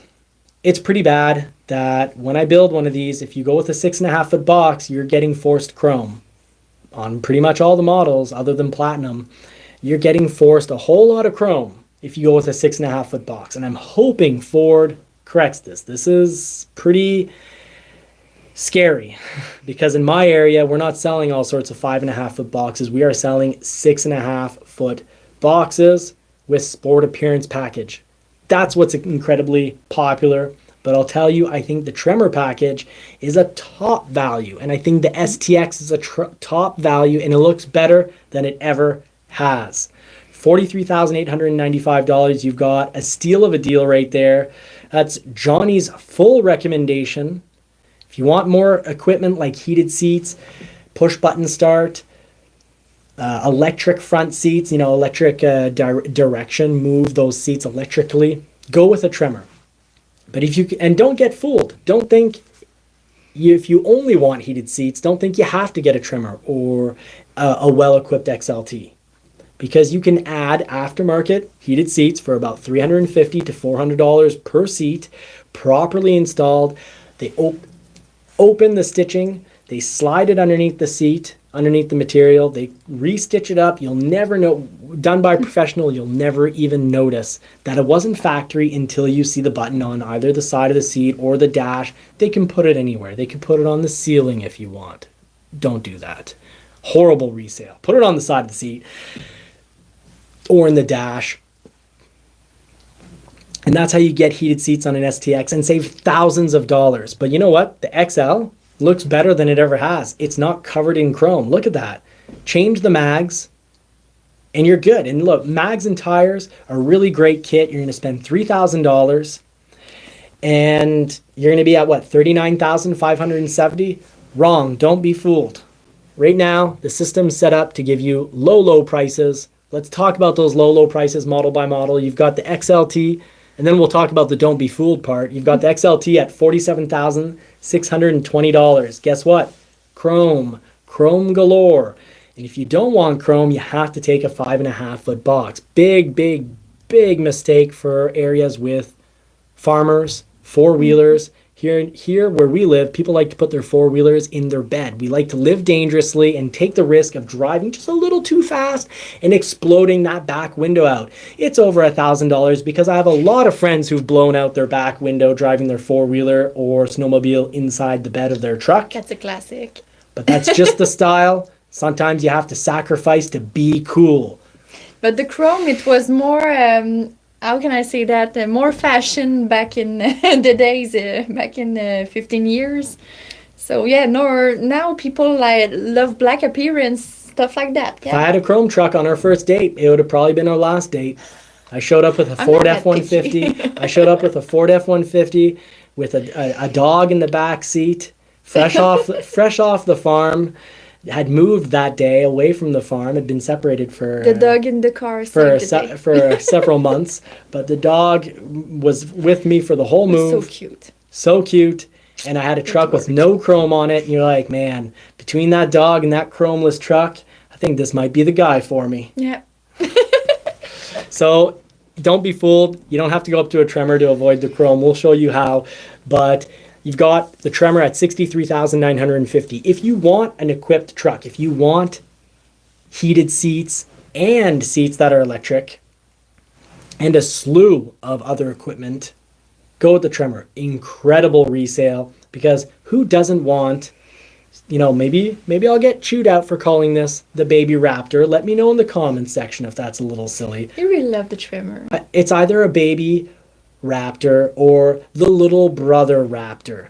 I think this is incredible value. It's a huge savings. You can off-road with this truck. It's got a bit of lift on it, higher suspension. I've had people who've owned 5, 6 F-150s, and I've got one. He's not a customer. He's a friend. He's not even watching, and I say this, so I'm not saying this to try to butter him up, but I've got a friend. He's always been a buyer, but we're always interested in what's going on in each other's life. I'm sure if we lived on the same street, we'd hang out all the time. But anyways, he's had a new truck every 2 years, and I said he didn't want to test drive the Tremor. He's just like looking at it. He's like, okay, well, I'll consider it. I said, no, you can't consider it until you try it. He's like, Johnny, I've got a truck every 2 years from you. I like coming and hanging out with you, and I end up trading vehicles. You're hard on me like that. Poor guy comes to talk to me for an oil change. Almost always drives away with a new truck, but he test drove it and he was like, wow, it does drive differently. And he found, and I find, it drives better on bad roads. And that's all our roads here, because some of the highest taxes, and somehow our roads are crap, but low, not high enough population. It's complicated, but anyways, it takes the bumps really, really well. So if you're in an area with bad roads, heck, if you live in, Michigan, even in the major cities, you've got bad roads out there as well, apparently. It'll handle the Detroit roads for those closed down communities from closed down truck plants, because brands have gone out of business. So that's why earlier in this live, so very important. If you haven't caught the live or the episode on the UAW strike, please go ahead, catch that. And if you are here right now, please hit the thumbs button, subscribe, and the bell notification so you don't miss the real deal. We cover both sides of aspects, and we try to use a lot of data to really help understand what's going on, because guess what? The world runs on data, because the world runs on money. That's what motivates us all. We don't go to work because we want to go play. We wouldn't go to work if we stopped getting paid. We're all motivated and have to live by money. So you've got the Lariat at $64,995. I'd jump on the Tremor way before touching the Lariat, unless you like chrome. King Ranch, $73,750. And where's the limited? There is no limited. It's gone. It is gone. You've got the Platinum though. King Ranch, great vehicle. Platinum, same price, King Ranch, 73,730. Platinum, 73,425. And the Raptor at 77,980. The Raptor's a great machine. We had a 2019. We loved it. And you still, sometimes you say that you miss it. I miss that little guy. Little guy, yeah, it was Big huge. guy. That Yeah. doesn't enter the garage door at my job. I parked outside for all the winter, but I love it so much. Yeah, it made you walk, it made you cold, and just the same, But you loved it. it was worth it. Yeah. So Marie has a parking garage where she works. It's underground. It's, semi-heated compared to outside. It's so much warmer. And she had to walk outside, get the dirty look from the security guard Remove who was always all kind of the like, snow why are from you the parking car." outside? Yeah, he'd give you the order to park inside and you're like, I don't fit.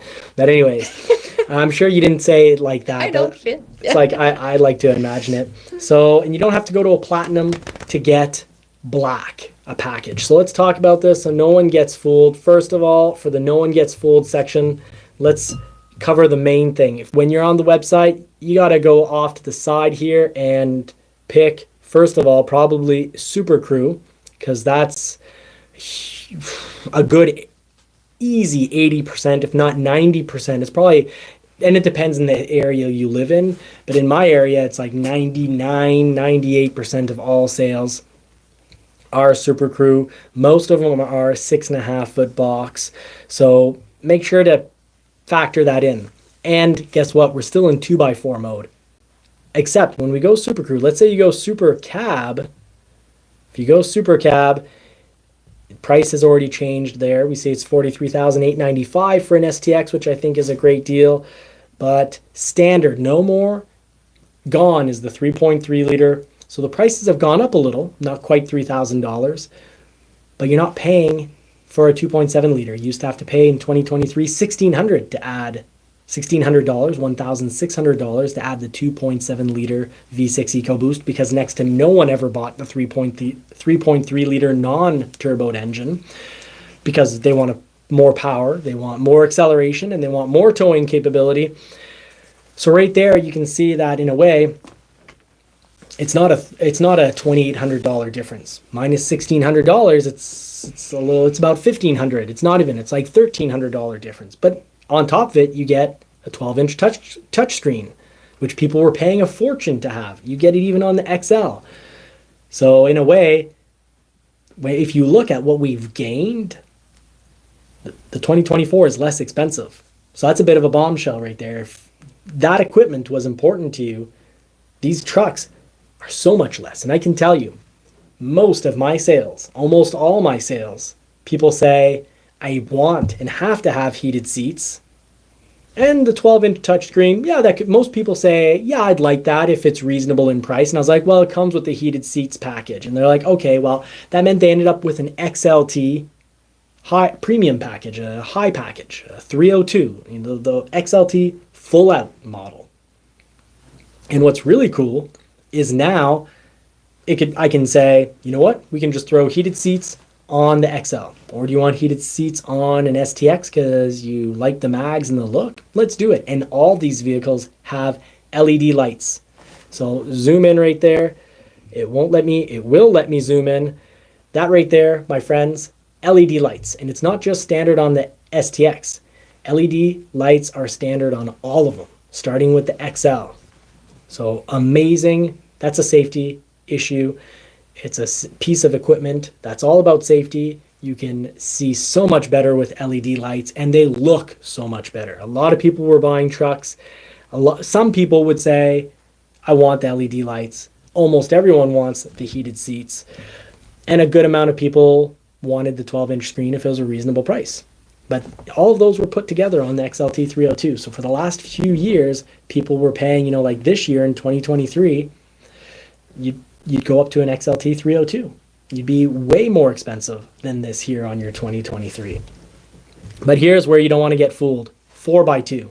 All the prices we've seen so far are for rear-wheel drive vehicles. That's fine if you're in Texas or Florida. Mind you, last year in Texas, they had about a week a little over a week of snowy, very slippery weather. So they could have used that 4x4 for that week. But we click 4x4 on and you see we add $3,800. So you got to be careful. You don't want to get fooled. You don't want to walk into a dealership, really ready to fight and be like, no, I'm telling you, I built it online and this is the price. And you end up getting into such an argument with the dealership that you're like, oh boy, I don't want to go back there again. Or you don't mind fighting, but the dealership, the staff don't want to see you. So when they do come back, they're thinking, oh, if I have to deal with this guy, I better make a lot of money. And then they're just, ripping you off because they think you're, unbelievably unpleasant. This, of course, is called mixing emotions with business. And it's a prime example of what we all need to be very careful for. And right now, with the current strike, I think mixing emotions and what's fair or unfair with the reality of the numbers at play is very dangerous. Just like it will be for you if you're really rude or if you get all worked up at a dealership, it's probably going to cost you more money. It's not going to save you money. These are, sales staff are generally hardened to people's use and abuse. And it's not just sales staff. Marie, you're a teacher before, and you now work in customer service. Mm-hmm. Do the people who are really rude get the best service? Yeah, I'm lucky where I work. We cannot change the price, so we just say that right away. Even if you're like that with me, I don't choose the price. It's the company. So yeah, and I teach too for the new brokers, and I say the same thing to them. I teach them to deal with that kind of customer. And if you weren't, fact and data driven, you wouldn't put up with me. If you're emotional, then you wouldn't put up with me at all. I'm hard to put up with unless you look past the response I give you. Maybe some of you in the community, I'm sure a lot of people who've watched my videos before are like, man, that guy's pretty hateable.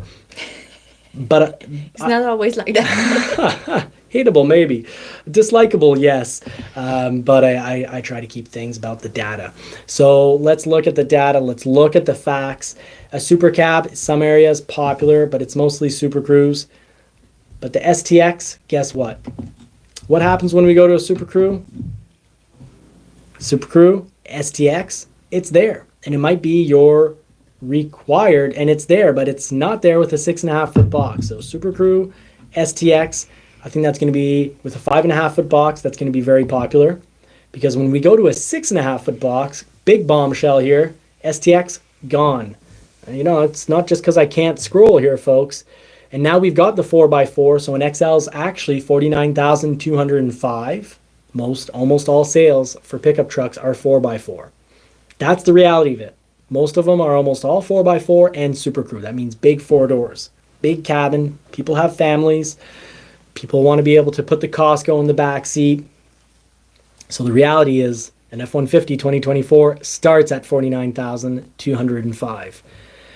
Still a deal if you were looking for that 12-inch touchscreen last year. And guess what? We can add heated seats aftermarket to any of these vehicles. And those heated seats can be good. And sometimes they're better. They could catch fire. But then again, my local university, they had a not a Camry, RAV4. They had a RAV4 security vehicle, and the seat did catch fire. And it wasn't aftermarket. It was heated seats from Toyota. So if you've heard that Toyotas never break, don't believe that. That's a silly, silly thing. Everything breaks from every manufacturer to every product built. When you mass produce something, there'll always be some errors. And now that it's a lot of accessories that are electric, it cannot be true. We have recalls in every brand, trouble with every brand. It's electronic a lot now. It's not just mechanic. So true. Thank you for adding that. Really appreciate it because you are very right. Now, if we go to the XLT, $55,630, we start the build-in price. And here's the big bombshell, folks. You've got a black grille with a little bit of chrome, but you're getting a chrome bumper.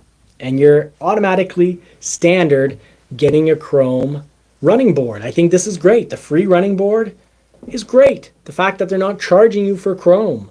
Nor before was the XTR package. And otherwise, your XLT 300 in 2023 had no running board. And that's just the way it was. You had, not so great looking mags. Now you've got better looking mags. You get the running board, but you're stuck with chrome if you want a 6.5-foot box. Ford might change this, and they're not charging you for the motors. Before, it'd be a 3.3 liter V6, and you paid to have a motor that, is lovable or likable. So you very likable, very lovable, the 5 liter V8. Marie, you heard the 2024 Mustang go off, and that's pretty much the same 5 liter, which means if you play around with the exhaust on an F150, you could have an incredible sound, because you much prefer the sound of the new 2024 Mustang GT much more than a 911 GTS. It's uncomparable. We test drove the 911 GTS. Wow. We drove it we drag raced it. We did the strip. We did the drag. And the GT sound, you said, is a lot better. Yeah, we could listen to that all day long. And it was, how can I say that? I have frisson. What is the word in English? Goosebumps. Oh, goosebumps. Yeah. Your hair raised. A lot. Yes. And that was something. At the Porsche, if you haven't seen our Porsche Roadshow video, check out our recent Porsche video talking about the Taycan versus the 911. Well, we were invited to the Porsche Roadshow. It was a fantastic experience.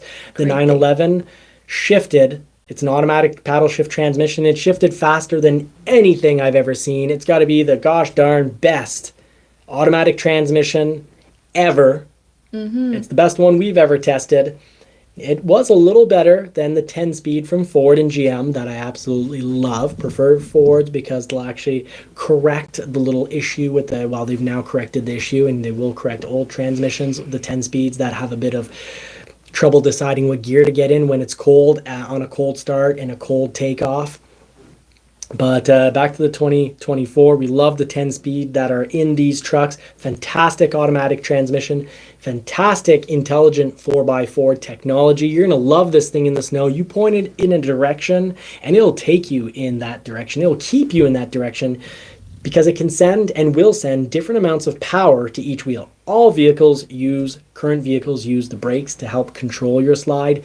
These vehicles are using the power to each wheel to help keep you in line. Plus, these trucks have trailer sway control technology, meaning not only do they work to keep you in your chosen line for the truck, they also work to keep your trailer in line. If you hit the brakes on the floor and you've got the brake controller installed on your vehicle, even if you forgot to squeeze the brake control and you hit the brake on the floor because your trailer is crooked, it's going to brake just your trailer for a fraction of a second or a second, because they want to bring the trailer back in line before they slow things down to avoid a jackknife. Fantastic technology. Remember, Ford used to own Volvo, Land Rover, Jaguar, Aston Martin, and Mazda, and they have kept a bit.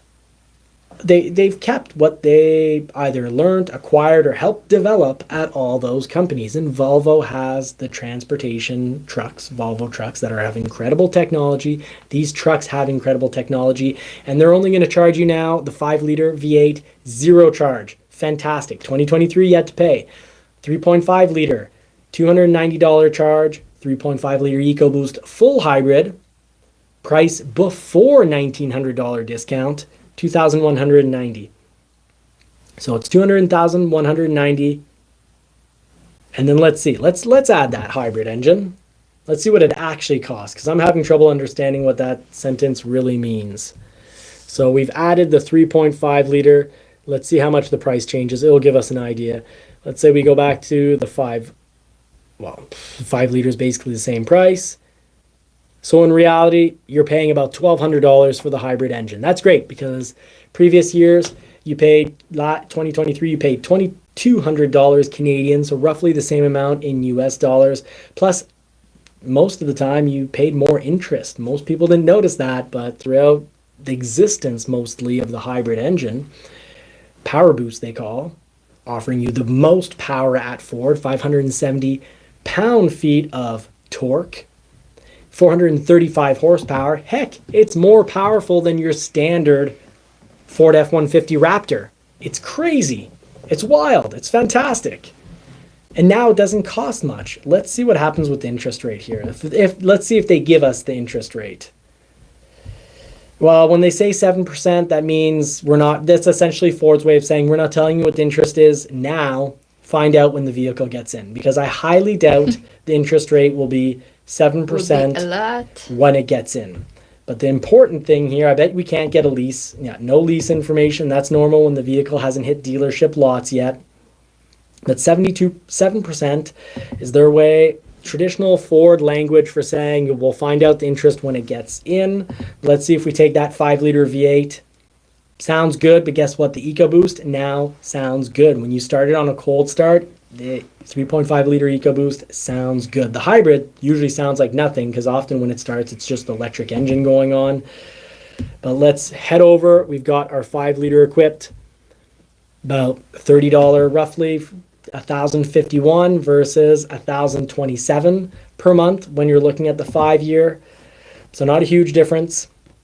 Same interest rate. So I think when the hybrid gets in, we're going to find out for the first year ever that we've got the same interest rate, whether you take the hybrid or not. But if you take a 6.5-foot box, you are getting chrome on your truck, and you don't have to trust me on this. Go to the build and price, check it out, go through all the equipment, and there's nothing there that's going to change the look of this truck. What I can tell you is the XLT 301 package. You get the little eye in the box here, so let's zoom in on that. So you've got XLT 301.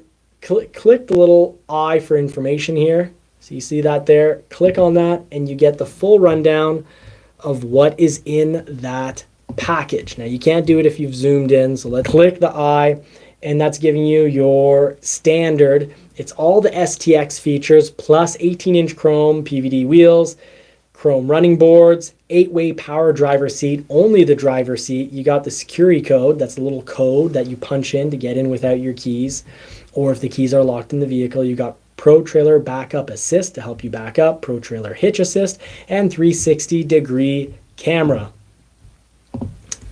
If you go to the 302, that's going to be like her traditional 302 from years past, but now some pretty big things being added on. You've got Ford Blue Cruise that you can have on an XLT 90-day free trial, meaning that's hands-free driving for 90 days for free.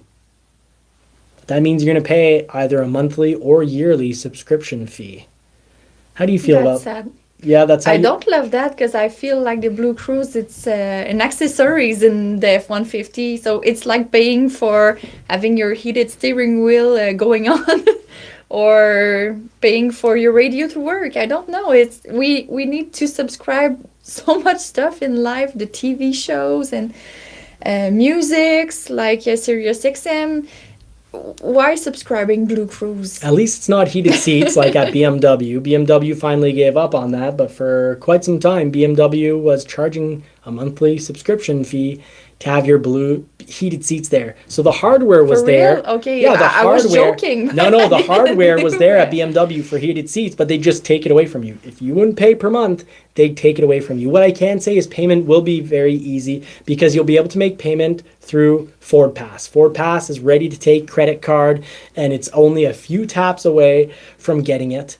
I think it's great that they're letting us try it out, actually. I love the fact that they're letting us trying it out. I just wish that there's just, a package where it's like, here you go, you have it for life. You don't have to worry about it, because paying monthly for something does bug me. It bothers me thinking I'm paying more for something. And I prefer to pay for- upfront and then not worrying about it. And paying for a model that has these accessories and cannot use it, to me, it's completely crazy. But it does make you manage your budget. Let's say you've got a good job right now and you can afford it. You pay. Can always You cancel an accessory. Yeah, you get demoted or you get switched to a different company. Instead of having to sell your truck, you can just say, oof, I can't afford my monthly payment. Plus, let's say that one day we end up with 7 subscriptions possible. Maybe you've got $70 or $100 per month added to your payment. Well, it'd be nice that it's like, ooh, I can't afford that anymore. Marie's, the wife's pregnant. We've got new expenses. We're going to spend thousands of dollars on baby stuff. Okay, well, in the meantime, we'll take it off. And if we're okay, we'll add it back on. So I think there's a lot of there's freedom and there's choice and flexibility with that type of system. But I think same it'll time, annoy some people. If everything, the cars, the kitchen, everything, just cancel accessories if you don't pay for it, maybe someday will be too much. Yeah, it does sort of. It's everywhere. It does sort of make me feel kind of more controlled, and that's, I guess, what I don't like about it. So the new XLT mid package, 302 used to be the high package. It's now the mid package. It comes with adaptive. For $4,770, you've got adaptive cruise control, which is stop and go. It'll follow traffic all the way to a stop and then go up to whatever speed traffic's going at. Lane centering, that means it keeps you in the middle of the lane, which is fantastic. And speed sign recognition. This has saved me money. That is awesome tech. And you've got that without having to pay a monthly. You've got power sliding rear window. That's the little square in the back of the cabin that opens and closes electrically, which is good. I don't like the manual ones. You've got intelligent access with push button start, heated front seats, 8-way power front passenger seat with power lumbar. So both front seats are heated. Both have electric seats with the air cushion for the back that you can control. So fantastic. Really, really nice. And you even get Blue Cruise, which is a huge deal. I ordered the Lightning 511, cost me a fortune. I wanted the Blue Cruise. I wanted to try the tech out for the channel. And here we can have it on an XLT. So fantastic, but it's not the truck I get because I don't want chrome. And I want, ideally, a 6.5-foot box is more useful. So it's kind of annoying because look at the options here, Marie.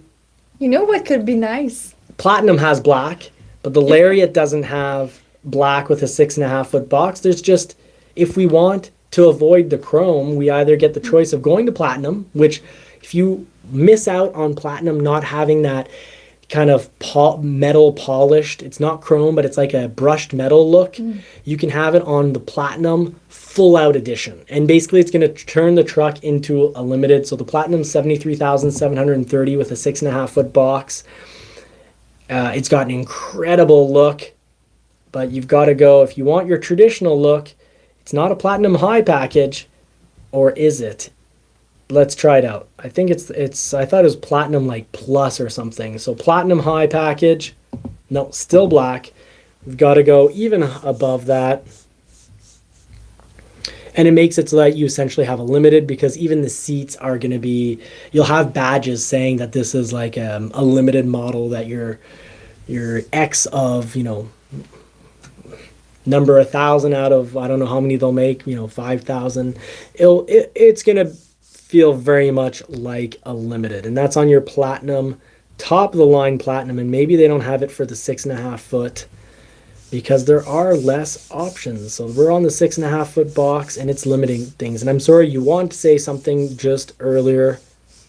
No, I was about to do a rant for once. Really? The way that you don't love Chrome, I was like, yeah, if they do if they could do like a Blue Cruise, if you don't pay for it for a subscription, it disappears. Could be nice, huh? Well, it essentially... That could be a new thing. It is, yeah, absolutely. So we've got, if you want to avoid the chrome, you're either spending a fortune and going all the way to the Platinum, or you got to just suck it up now. And I hope this changes. I hope Ford makes this modification, because some areas, 6.5-foot box is basically all that we sell. But if you want a fantastic looking chromeless truck, go STX. Pay for some aftermarket heated seats, have them professionally installed so there's no cause of fire. Dog fell off the couch. Dog, clearly, Winston doesn't agree with me. He's a little fancy pooch that likes, Lariats or fully loaded wild track Broncos, which is what we have on the channel here as long-term reviews. Hey, Winston, you want your heated seats and everything. Yeah. But with a 5.5-foot box, I'd recommend the STX, or you can go to a 5.5-foot box, XLT. You'll want to pick 2.7 liter, fantastic engine. Love it in the Bronco. I have some truck customers that have owned 5 liters, that have owned EcoBoost, and they're sold 2.7 liter. It's fantastic. It's lightweight. It's reliable. It's a fantastic truck engine. More than enough power. 325 horsepower, 400 pound-feet of torque. That gets the job done. Remember, people, we were driving trucks back not that long ago that had, 220 horsepower and 300 pound-feet of torque. Transmission, of course, 10-speed. Good stuff right there. But a lot of people, I think, are going to want, heated seats maybe from factory. If so, get the XLT Mid 302 package. Remember, all these trucks come with a 12-inch touchscreen now. And with your XLT Mid 302 package, that's where you're going to get your front heated seats. You're going to get your Ford Blue Cruise. You're going to get to try it out. If you love it, pay a monthly fee for it or pay 1 year at a time. You've got your manual folding. Well, we already went through that, so I think that's going to be the most popular model. But I think now we should consider the STX far more. You've got the 12-inch touchscreen. And you can add what's now called the black. We don't have the sport package, but we have the black package, and it's just under $500. So at $495, let's see what this does here. I'm going to zoom in so you really see the effect here. So there's your chrome package. And let's transform this from chrome, which is standard with standard running board, standard chrome wheels, $495, and that gives us one heck of a good looking truck. Yeah, totally different. That's how you'll get your heated seats with Blue Cruise, adaptive cruise control, lane centering from factory. You're going to go XLT 302. But let's talk about money. So you've got a black grille, incredibly good looking. Well, sorry, you're the style expert here. Is that a good looking grill? Yeah. Mags, they look good. Yeah, I love these mags. I wouldn't pay to change them. I think you've got a great truck right That's there. good like that. Yeah, the F150s are looking good, so you don't need to change accessories that much. No, they really don't. Good. I think you're gonna have to save me. I've got the computer stuck now. You need to go, in the blank. Off to the side. Not okay. on the picture. So let's just compare though, value-wise. If you're gonna pretty much build quite a bit an XLT. So a 302, throw on the sport. Not the sport package. It's gone. You're gonna throw on the black appearance package, which is confusing because in 2023, black appearance package costs more because it added leather inside the vehicle. Which for a 2023, if you find one of these on the lot, that's a steal of a deal. I'd say jump. If you find a black appearance XLT, it's going to look like the Lariat that cost $12,000 more, $12,000 Canadian more. So let's say about $8,000 US dollars more. It's going to look like a fully loaded Lariat. You won't have the cooled seats. Just jump on in, live without the cooled seats if you can. The windows are tinted enough to keep the sun from roasting the interior and roasting your hiney. You've got a steal of a deal right there. But the 302 XLT black appearance package, 72 months, $907 per month. It should be less because I don't see these trucks coming in truly being at 7%. But let's look at the cash price. We're looking at an estimated selling price of $59,100. We didn't have to add 4x4 because when you go Super Crew, they're all 4x4. So you've got that number remembered? Per month? No, the total amount, $59,100. If you could write it down, because we're going to go and look at the Tremor. What would we get a Tremor for? Of course, all the Tremors are 4x4, $63,950. So what do we have? About $4,000? Yeah. A little over, almost not quite 5. Heck, you can choose for yourself, but let's look at that. That's a stellar truck with, you've got your running boards that are it looks like they're shot with Line-X. They're covered for some heavy duty use. Comes with the 3.5 liter V6 EcoBoost, but remember, that's not an expensive option. $295 on your XLT. You've got the skid plates underneath. That's not an expensive option. You can add that for about $200-300 on the XLT used to be able to add it from factory. If anything, add it after, once it shows up, if you have to. But you do have a very unique look. You've got the seats. They should end up being half leather. They were the way they were for the 2023. Right now, it's a late availability model, so that's job 2. So it's going to come in a few months after they've been building the other models for a few months. You've got trail control. If you want to do any off-roading, this is the truck for you. If you like having a truck that looks, higher, beefier, comes with all-season tires that you can run in the winter. They're 3-peak snowflake rated LTs, so they're better on a construction site. They're better in the mud. They're better in the snow. That's the truck I'd spend money on, or an STX. That's my big advice. You have amazing resale on this, and an STX will have a lot better resale than an XL. So I'd say if you're already at a pretty darn equipped XLT, why not get the trimmer? You're going to thank me when it comes to resale. You're going to thank me when it comes to comfort. The shocks are fantastic. You got even trail turn assist, 1-pedal driving. This is technology that you get on the Broncos. And you get a really good looking truck. So let's see the interior. Let's see if Ford's providing interior photos. Let's spot dual exhaust on the back right there.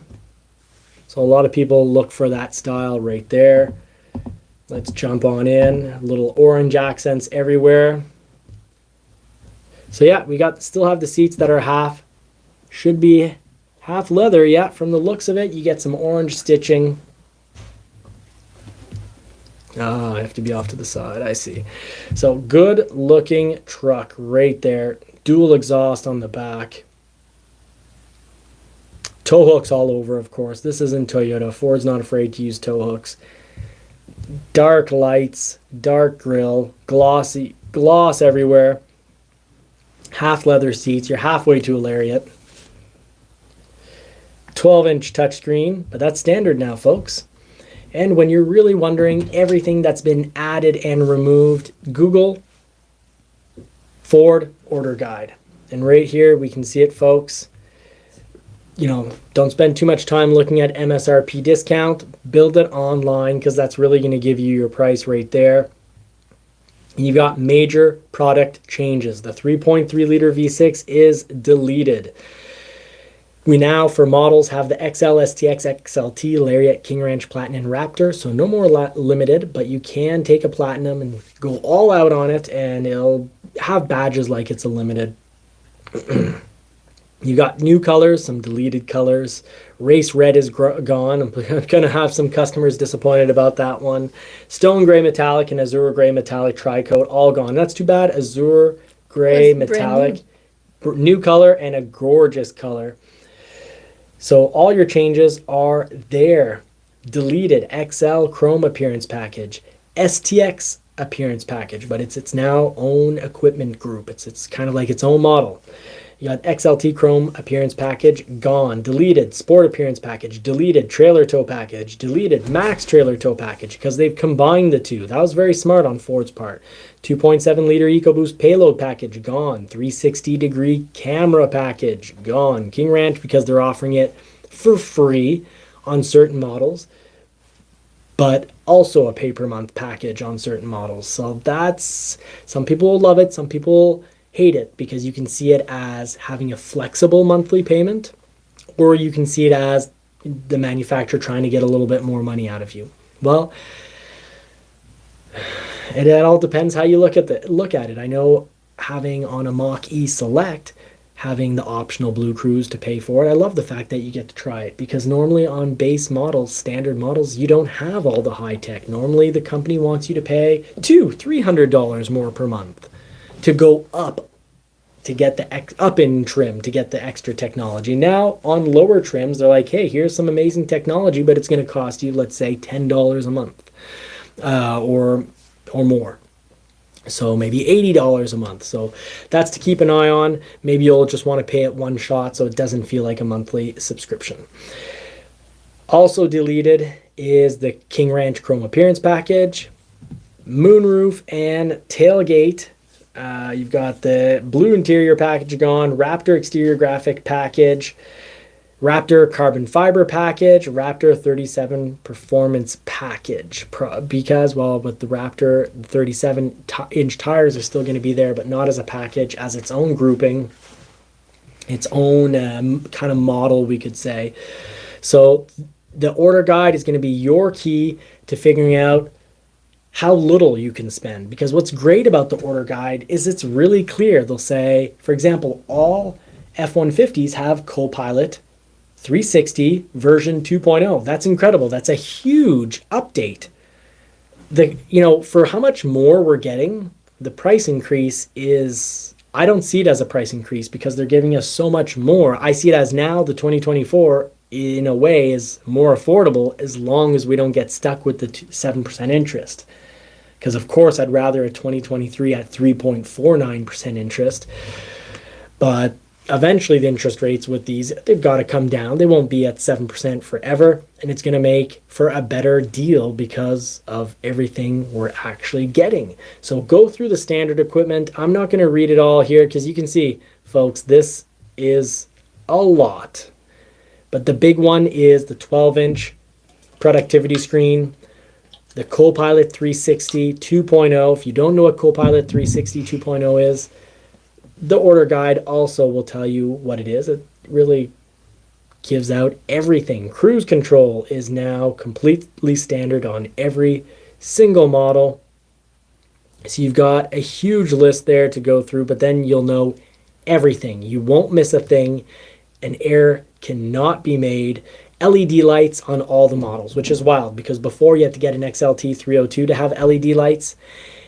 And if you go back to 2020, you had to get a Lariat 502. So you had to get the top of the line Lariat to get LED lights. And some people would because they really wanted those LED lights. Now they're standard on all models. I know I was the type, heck, our Bronco, what did I say? Well, I have to get at least an Outer Banks because I want this signature LED. I want it to so much. I want it to really look like their LED lights. I like the look. It was a big deal for me.